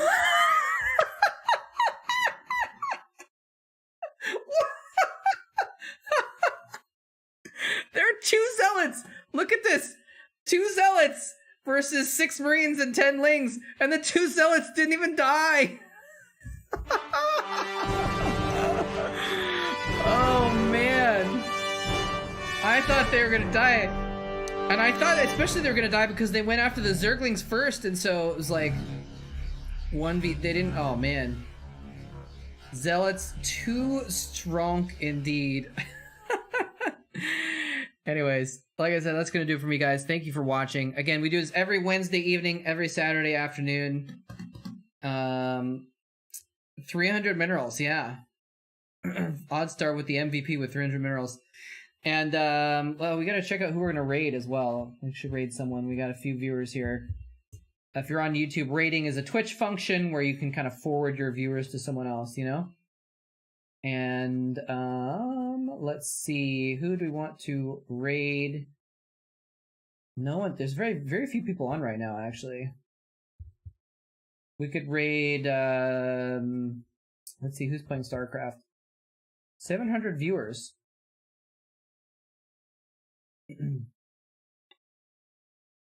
Let's see. I do not know who to raid here.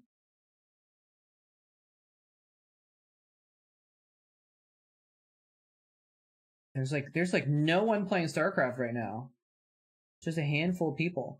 Well, you know what? Let's do let's raid Zombie Grub. How about that? Thank you very much, Matt. Much appreciated. Hopefully we'll see you again. We do this a lot. It's fun to hang out and talk about the old times. So yeah, let's raid Zombie Grub. And oops, what did I just do?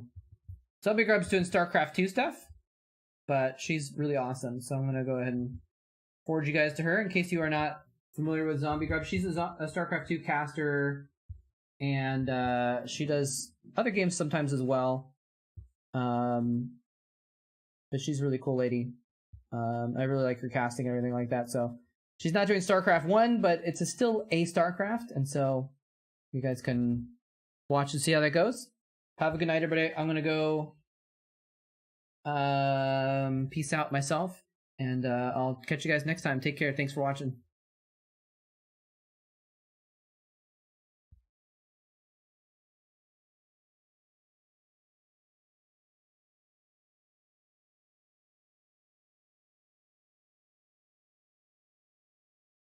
On their landing page, it says, you have a femtosecond. Oh,